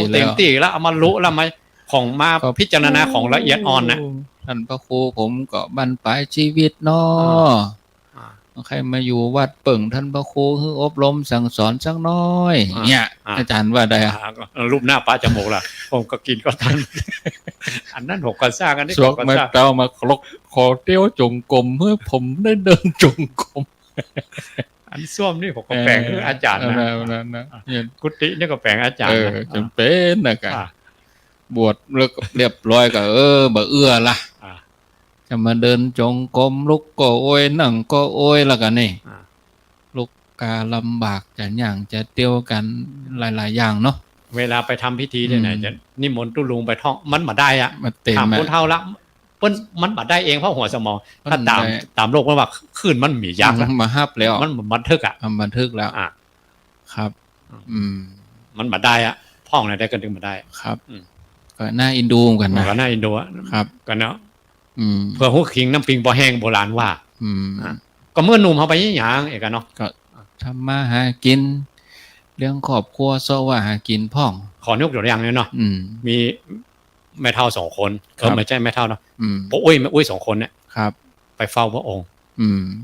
ขอพระองค์สอนธรรมเมื่อหน่อยเหรอที่มันเหมาะกับข้าเจ้านี่นะพระองค์ว่าสายไปแล้วเฒ่าแล้วเจริญมรณานุสติอย่างเดียวนะเอาตัวนี้เลยตัวนี้เลยเอาตัวนี้ไปอันนี้จะเปิ้นเจริญก็ครับเปิ้นก็เจริญมรณะ2อุ้ยนี่นะแต่บัดได้บรรลุธรรมเป็นเชื่อเป็นปัจจัยไปแต่อีก2คนนึงอันนี้เป็นคนเฒ่า2คนเหมือนกันครับอันนั่งขอทานอยู่ประตูกรุงปาราณสีนะครับพระองค์กับพระอานนท์เดินผ่านไปเปิ้นไปกุมบาตรเนาะภาษาวกทั้งหลายกันตัวพระองค์หันแล้วก็แย้มพระโอษฐ์เลยก็ยิ้มหน่อยอานนท์สงสัยนะพระอานนท์สงสัยประถามด้วยนะเปิ้นเป็นคนสังเกตนะเนาะพอไปถึงวัดถามกันมั้งถามว่าพระองค์หันเหตุอะไรเนาะหันคนเฒ่า2คนตายายนั่งขอทานอยู่นั้นประตูถึงแย้มพระโอษฐ์ออกมาเนาะพระองค์บอกว่า2คนผมเมียนะแต่ก่อนนะตอนเขาเกิดเป็นลูกเศรษฐีมาผัวก็เป็นเศรษฐีแม่หญิงก็เป็นเศรษฐี2ตระกูลนี่นะมาแต่งงานกันซั่นเศรษฐีกำลัง2ไปเนาะเพิ่มเลยเนาะแต่พ่อแม่มาสอนเรื่องทำมาหากินว่าจ้านี่ถึงกินมาเสียละสอนก็วิธีกินป๋าบ่สอนวิธีหาป๋า2คนนี้ก็เลยมั่วไปยังมุกมีเพื่อนมีฟงเผาผ่านทรัพย์สมบัติเดี๋ยวก็ยังบัดตันเท่าเด้อหมดเลยมานั่งขอทานแล้วพระองค์ก็บอกพระอานนท์ว่า2คนเนี่ยถ้าทำมาหากินรู้จักทำมาหากินนี่นะเขาสร้างเรื่องหัวสมองเขาเป็นเลิศเนาะจะเป็นเศรษฐีที่1เมืองเลยเนาะประจำเมืองปาราณสีนะ2ตระกูลใหญ่อ่ะ2ตระกูลใหญ่นะแล้วก็ถ้าฮู้คิงมาไว้กลางคนนี่นะครับจะอย่าได้เป็นเศรษฐีที่2นี่นะอันดับ2ถ้าหมกสมังเพิ่มก็อย่าเท่าอะไรเนาะกลางคนนี่กลางคนยังจะเป็นเศรษฐีที่3อยู่นะครับแต่ถ้ามาบวช2คนตายายเนี่ยบวชเมื่อหนุ่มมากำหัวสมองอันเลิศนี่นะผัวจะได้เป็นอรหันต์ตามเมียได้เป็นพระอนาคามีถ้าไว้กลางคนขึ้นมาหน่อยผัวได้เป็นพระอนาคามีเมียได้เป็นพระสกิทาคามีครับถ้าใกล้จะเท่าแล้วยังมาเท่าได้เนาะผัวจะได้เป็นพระสกิทาคามีเมียได้เป็นพระโสดาบันแต่เดี๋ยวนี้เขาเท่าเกินไปแล้วสายไปแล้วเขาได้ทำลายทั้งทางโลกทางธรรมมดผลต่างตึงทางโลกทางธรรมเท่าเกินนะเครื่องมือมันเนี่ยเครื่องมือก็สำคัญนะเนี่ยได้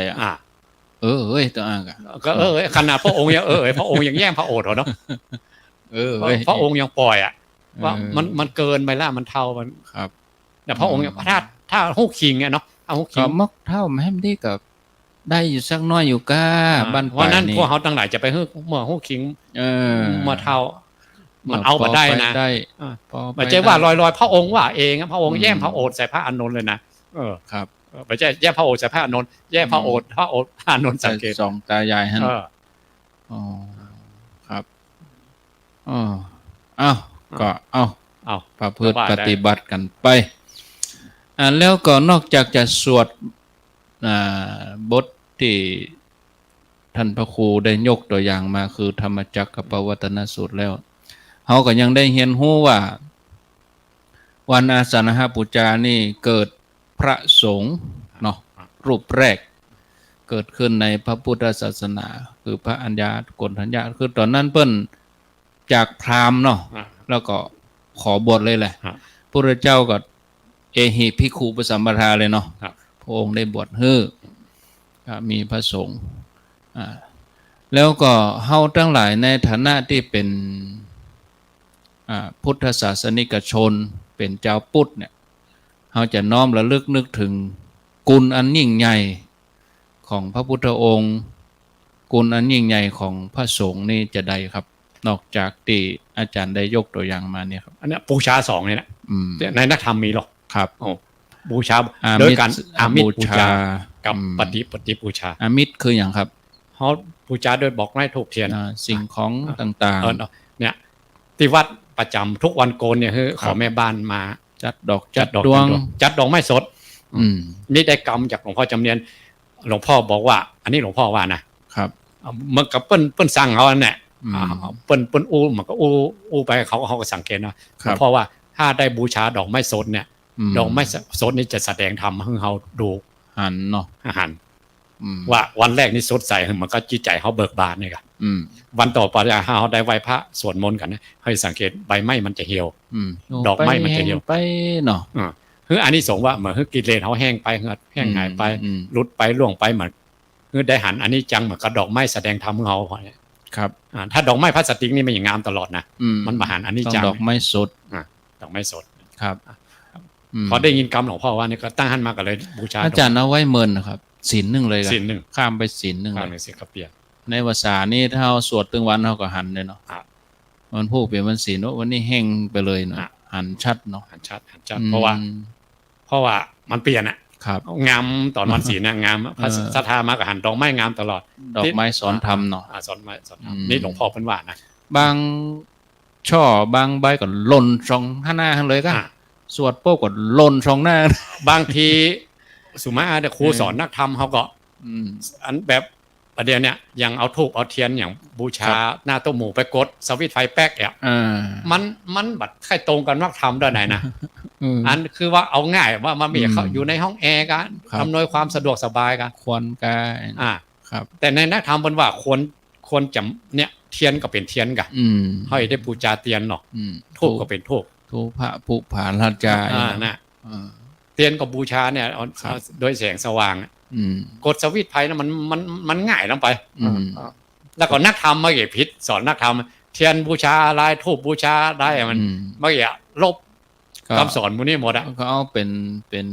เครื่องหมายเป็นมติว่า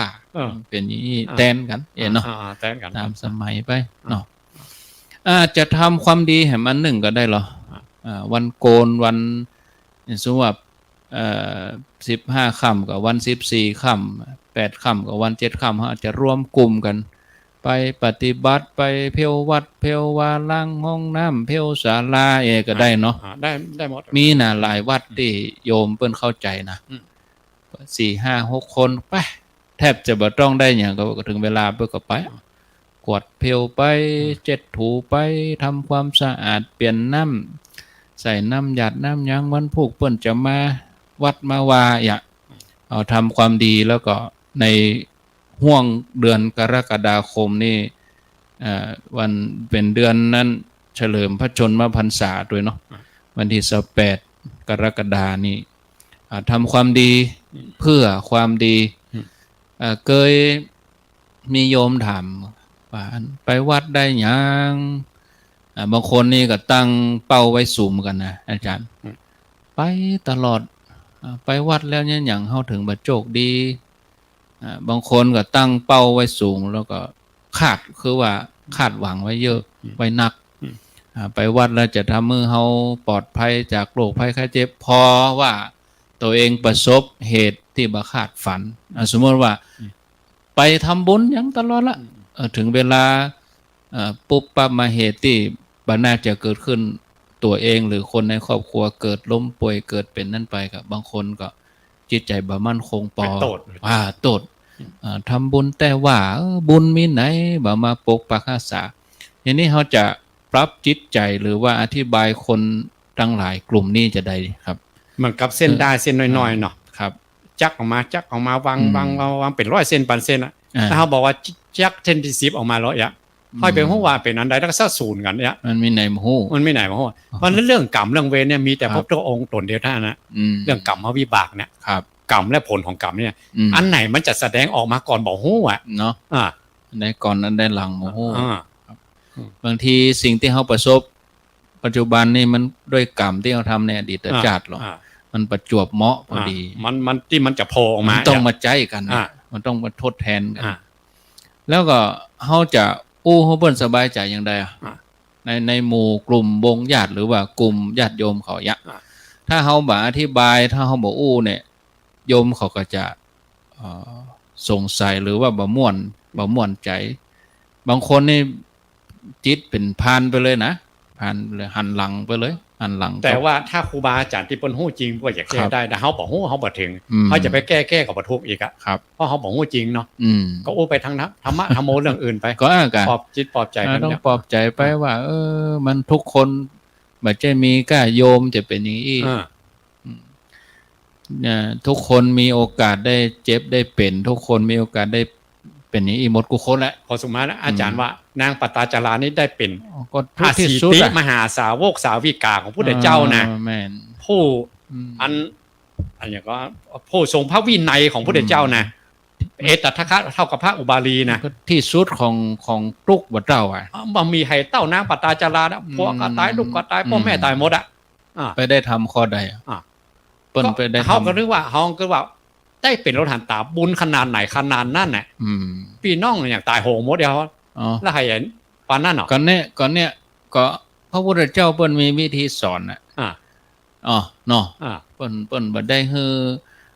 ธรรมะโดยตรงเตื้อฮือไปค้นหาเองก่อนน่ะ หรือนางกีสาโคตมีมั้งเหรอ แม่น เปิ้นเป็นลูกผู้ดีเก่านะได้มาผมเป็นผัวเศรษฐีเลยนะครับ แล้วบักเคยหันตุกอ่ะ อืม จู่ๆลูกเก่ายังน้อยๆกำลังนะห้าก็ตายอ่ะ น่ะทำใจยังได้ ทำใจได้บิดข้นหัวใจเลยนะ อุ้มร่างลูกแล้วนะ อ่ะ ห่อนไปห่อนมา อ่ะ เหมือนลูกจะมีชีวิตอยู่ อ่ะ เนี่ยนะ อ่ะ อืม แล้วก็พอไปหาพุทธองค์มันก็ อืม พ่อก็บอกว่าไปหาคนต่างหลายว่าผีบ้าแล้วคนตายไปฟื้นได้นะครับ แต่มีคนหนึ่งแนะนำว่าพระองค์แก้ได้เอกอะ อืม ไปหาพระองค์แก้ได้กันเอาใจจืดขึ้นมาแล้ว ลืมแล้วลูก อ่า ความโศกหายไป อ่ะ เป็นความหวังอ่ะ ความหวัง เป็นความ พระ ห อ วั ง ง ค์บอก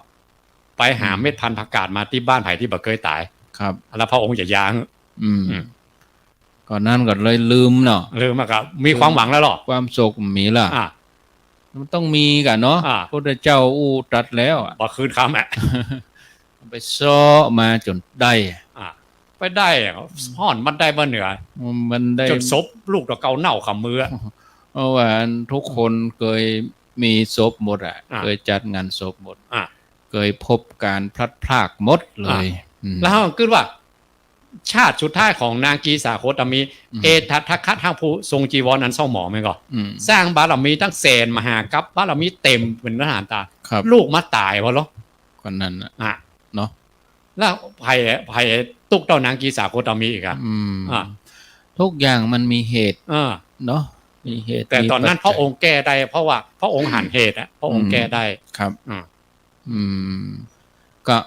เอ้าถ้าจะอธิบายให้โยมสบายใจก็คืออสิ่งที่เขาเนี่ยทำไปทั้งหมดก็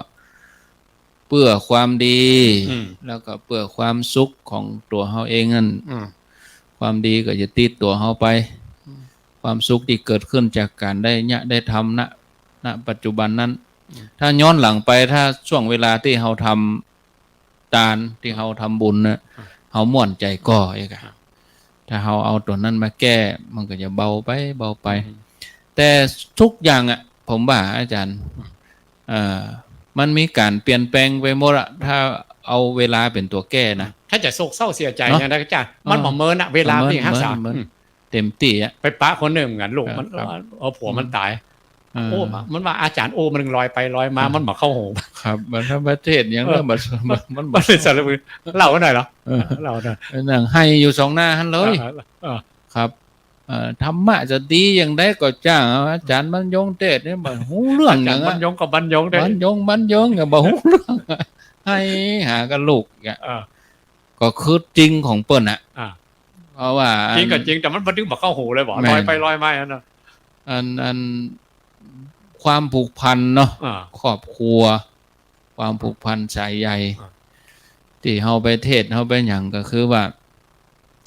เฮาไปหันสภาพอย่างอันแต่เฮาก็บางทีเฮาก็กึดธรรมะมันถูกกันนะ อ่า ก็ให้โง่อย่า ปิดก้นหัวใจไปเลย นั่น นะ น่ะ โยมให้วางลงนะอย่ามันตึมได้อ่ะ อาศัยเวลาอย่างเดียว ใช้เวลาอย่างเดียวใช้เวลาอย่างเดียว ถ้าเป็นอย่างเฮาปัจจุบันนี่นะพระพุทธเจ้านี่เพิ่นฉายภาพเก่าคือหันเลยลูกแล้วเพิ่นก็แก้ไปตัวอ่ะของเฮานี่มันข้อสอบมัน เคยได้ยิน บอก พระราชากำหนอนว่ะ อย่างใด อ่ะ เอาไปเอวหักเปื้อนกันเนี่ย ไม่ใช่เคยเล่าเหมือนกันนะ ลอง เราซ้ำเหรอ นิมนต์ด้วยเป็นอย่างก็มันนั้น มีเว เบิ ลา ร์นแล้ว เนาะ เหรอเบิร์นแล้วก็มาทวนให้ใหม่ พญาเจ้าเมืองเปิ้นของราชแล้วเปิ้นทรงทุตพิษราชธรรมเองอะ ครับ ปกครองได้บ้านเมืองร่มเย็นเป็นสุขแล้วเปิ้นฮักอันมเหสีของเปิ้น อืม มันนึงเหลือล้นอ่ะ ครับ เปิ้นเป็นกู้ฮักกันหรอ อืม แล้วก็พุทธเจ้าเขานี่เป็นโพธิสัตว์เจ้าเป็นฤาษีวันดีคืนดีประกอบมากุมบาทในวังเนาะเป็นที่เลื่อมใสของพระเจ้าอยู่หัวเนี่ยแล้ววันหนึ่ง มเหสีของนั้นพระเจ้าอยู่หัวเนี่ยพญาเจ้าเมืองตาย โอ้เปิ้นดึงบอกออกว่าราชการเนี่ยเศร้าโศกเสียใจกึดอย่างนั้นก็เมียเพิ่นนั่นน่ะมเหสีเพิ่นน่ะหมู่อามาตย์ทั้งหลายเจ้าว่าอย่างใดว่าจังได๋ก็ถึงบ่สนใจซะอย่างถึงเอาเพราะบ่กึดอะไรหาเมียเพิ่นน่ะกึดอะไรหามเหสีเพิ่นน่ะ ครับ จะอย่างใดนะก็เลยไปขอพระฤาษีนี่ขออาจารย์มาแก้ให้หน่อยเนาะเพราะพระเจ้าอยู่หัวเขาเปิ้นเศร้าโศกเสียใจเพิ่นกึดถึงมเหสีของเปิ้นบ่เป็นอันรับอันนอนบ่ออกว่าราชการซะอย่าง อืม ท่านมหาฤาษีมาปะพระเจ้าอยู่หัวก็จูงพระหัตถ์นะจูงแขนของพระเจ้าอยู่หัวไปที่อุทยาน ตอนนั้นอันจ้างป่ามันมาในเมืองมันอยู่ใกล้ป่าคนโบราณป่ามันนักเนาะ ครับ มาขี้เป็นอึ่งปึงจันใหญ่กะแล้วก็พระฤาษีบอกว่าพระเจ้าอยู่หัวปึดขี้จ้างนะครับ บอกเลยหันหนอน2 ตัวนะ อืม แต่เปิ้นมีอภิญญาพระฤาษีนะครับ เปิ้นเลยถามหนอนว่านอนนี้เป็นพายอ่ะอันหนอนมันก็บอกว่าข้าเจ้าก็เป็นมเหสีของงั้นพระเจ้าอยู่หัวนะกะ อืม ข้าพเจ้าแต่งเนื้อแต่งตัวหลงในกายลักล้ำไป อืม ตายด้วยความหลงเลยก็มาเกิดเป็นหนอน ครับ การนั่นภัยอ่ะ อืม อันนี้ก็แฟนใหม่ข้าเจ้านะกะ พญาเจ้าเมือง เออ มิ่งเลยบอก แล้วแฟนใหม่ข้าเจ้านะกะแล้วถ้าสมมุติว่าไอ้เนาะอันท่านอันมหาโพธิสัตว์เจ้าพุทธเจ้าเฮาเนี่ยเพิ่นเล่าเองหรอก ครับ สมมติว่า ถ้าเธอมีมีดคือฆ่าไอ้เนาะ เธอจะเนี่ย คือฆ่าพระเจ้าอยู่หัวกับฆ่าแฟนหนอนของเธอเนี่ย อืม เธอจะฆ่าไผอ่ะ อืม เธอฮักไผเดียวกันฆ่าพระเจ้าอยู่หัวกะคนละ อืม ข้าเจ้าบ่ฮักคนละภพละภูมิ ภูมิ ข้าพเจ้าฮักแฟนหนอนข้าเจ้ามากกว่า ของไมมินิ ต้องอ่านพระเจ้าอยู่หัวจางแจ้แพะเลยว่ะ สร้างจัดการนอน ทำลายตายทั้งคู่ โอ้มันจางไปเลยมัน ติ๊ เนี่ ก ย เป็นในวังนี่เผาเลยกะ เผาเลย เผา ตอนนั้น ล่าง บัดได้ เลย เผานะบัดได้เผาล่างมาให้สีมันนะ อืม อันเนี้ยเปิ้นแก้ถูกจุดเพราะอย่างเพราะโพธิสัตว์เจ้าเปิ้นมีอภิญญาเปิ้นมีฌานเปิ้นรู้จักหน้าจักหลัง ครับ เปิ้นแก้ถูกอ่ะ ครับ หมู่นั่นอำมาตย์ทั้งหลายจะปอบเอาธรรมะธรรมโมอย่างสัพพะมาปอบมันนึงมาลง แม่น เอามาลง ต้องอย่างอี้ก่อน ต้อง ถึงจะทัดใจ อันนี้ ได้ แก้ถูกจุดอ่ะ เออครับ อันนี้รายละเอียดไปดูชาดกแล้วอ่านน้ำม่วนอ่ะจำได้นะอ่านน้ำม่วน อืม เนี่ยบางคนเฮาได้อย่าคลายความทุกข์ใดมันต้องมีจี้จุดที่ถูกจุดอ่ะ ครับ แต่เฮาบ่ถึงตัวนั่นนี่ก็เฮาบ่ฮู้อ่ะ อืม เหตุหน้าเหตุหลังมันเป็นแล้ว อืม แต่พุทธเจ้าเพิ่นทำได้ก็ตนละหันตาเจ้าผู้มีฤทธิ์ทั้งหลายเพิ่นทำได้ อืม นั้นเมื่อเขาทำอย่างนั้นมาได้ก็คณะสัทธาต่างหลายเขาจะบูชาวันอาสาฬหบูชาเนี่ยนะสวดที่เป็นกลุ่มใหญ่เป็นรวมใหญ่เลยเนาะทำธรรมะที่เป็นมหาสมุทรที่มีทุกอย่างอยู่ในนั้นคือพระธรรมจักรครับสวดบูชาถ้าถึงกับขั้นทำได้คือมรรค8อยู่ในนั้นนี่ก็อันนั้นขั้นวิปัสสนากรรมฐานนั่นนะอันนั้นขั้นประพฤติปฏิบัติธรรมแล้วเองแต่ว่าขั้นสวดก่อนขั้นสาธยายก่อนโทรพ่องบ่าเขาบ่ได้ปะสถาเมิน4:34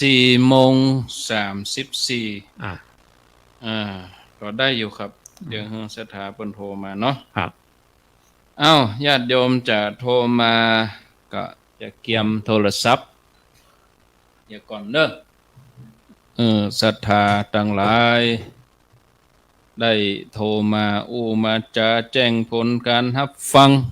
สนทนาเขาว่าจะถามปัญหาข้อใดก็ขอเจริญพรที่หมายเลขโทรศัพท์0998366322ญาติโยมจะโทรมาก็ขอเจริญพรเลยเนอเดี๋ยวเวลาแถมอยู่ด้วยกันแถม25 นาทีเนาะ0998366322แจ้งผลการรับฟังก็ได้ติชมรายการเนาะรับสายแรกโทรจากที่ไหนรายงานตัวแม่ปลาน่ะโดนใจแม่ขนาดตอนลูกแม่เสียใจอ่ะตอนนั้นโมไว้รุ่นนอนลูกแม่เป็นนักศึกษาคนตายแล้วนิมนต์พระมหาสกุลวัดพระขาวมาเทศน่ะก็แม่ประกาศแล้วเขามาบอกแม่ไปให้ไหมว่าไม่ใช่ลูกสู่ไปมีความรู้สึกยังไงเหมือนพระอาจารย์ว่าตะกี้น่ะแม่ให้เนาะเพราะว่าพ่อเพิ่นก็บ่สบายเป็นนิ้วที่ตายยัง2 อาทิตย์เพิ่นจะไปละลูกมาทิ้งตายไปเสียก่อนเนี่ยเดี๋ยวนี้ได้กี่ปีแล้วแม่ได้12 ปีมานี่หรอทำใจตอนนั้นเป็น23ก็ไม่เอาทำหน้าเนี่ยกับปิติจ้างมาเดียวน่ะเนี่ยใจเวลาพอแล้วกับแม่ไปโดยน้องสมพรที่รอพระธาตุ42 เมืองนะกับแม่ไปตัวใจเวลาเห็นหน่อยเนาะมาโดนใจแม่ตีว่ามันจะลูกสู่ลูกลูกข้าทั่วตำบลซ้ายมีกับข้าคนเดียวแม่ก็ว่าอีเนาะเจ้าอันใบสารนะเจ้าท่านนะสาธุเจ้า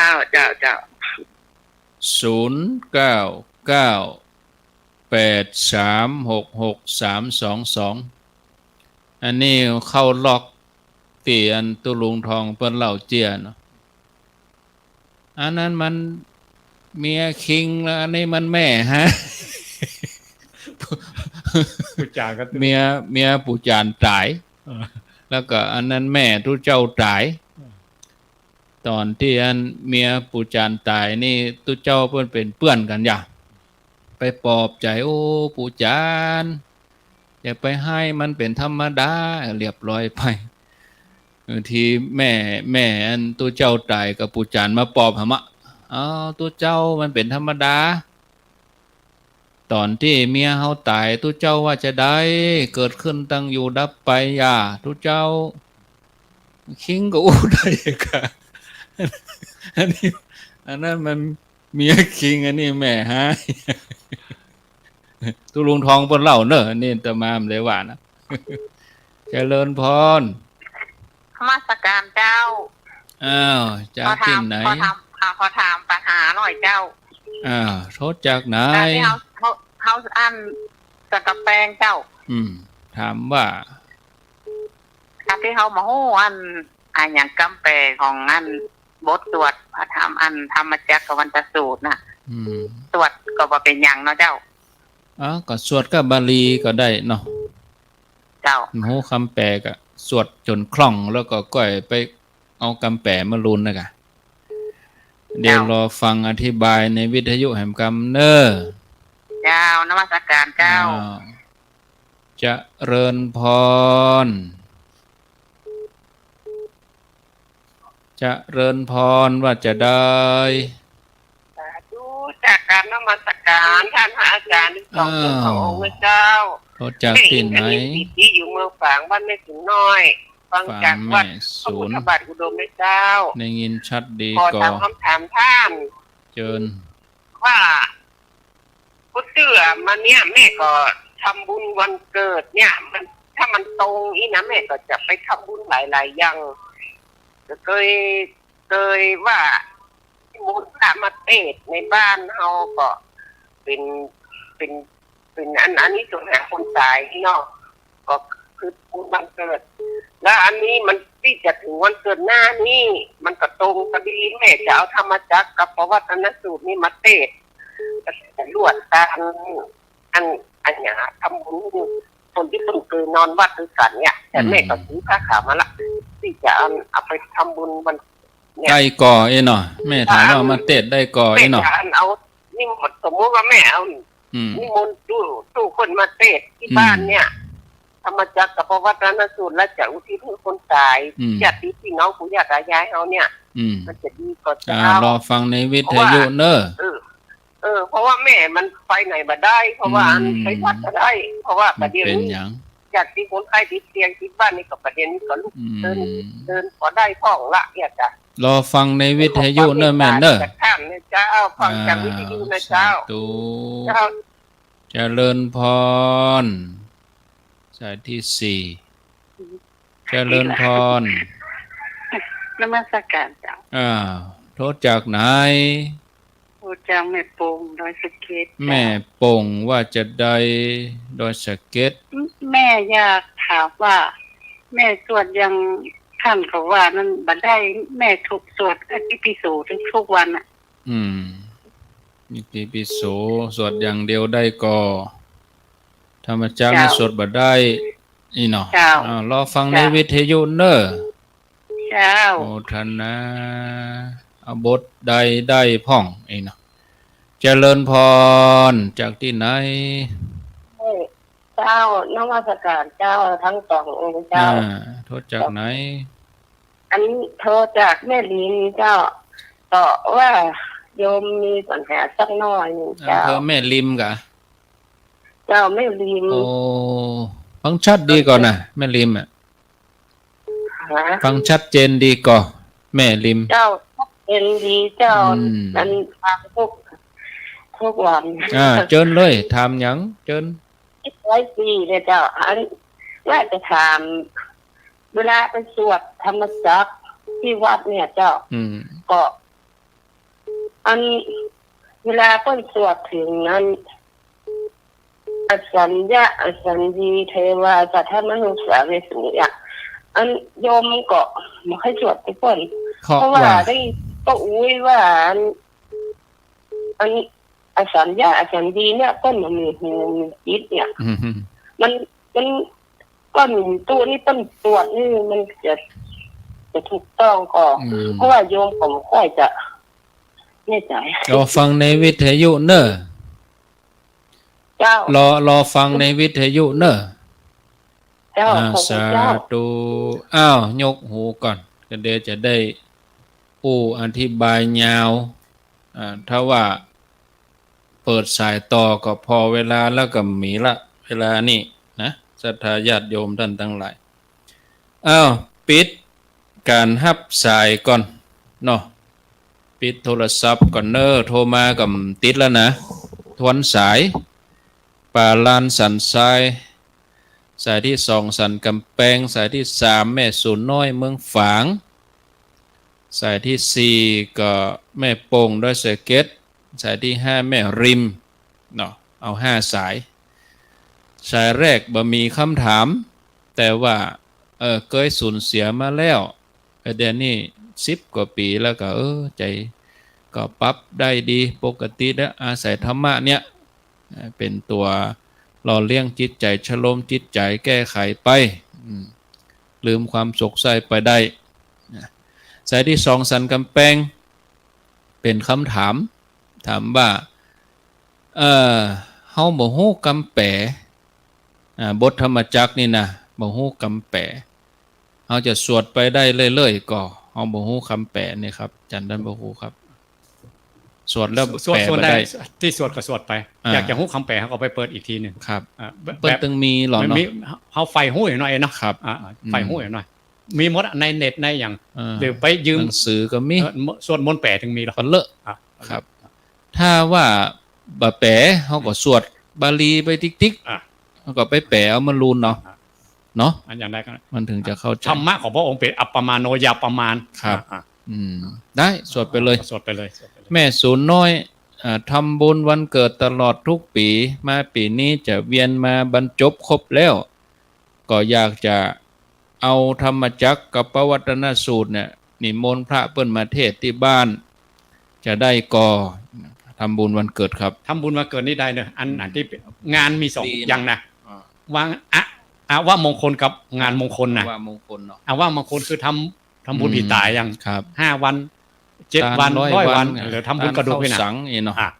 นี่ควรจะได้ทำมาลายโพธิ์โลก ครับ มหามูลนิปาน วิสุทธิญา วิ เนาะ นิปานสูตรอย่างนี้นะ ครับครับ แล้วก็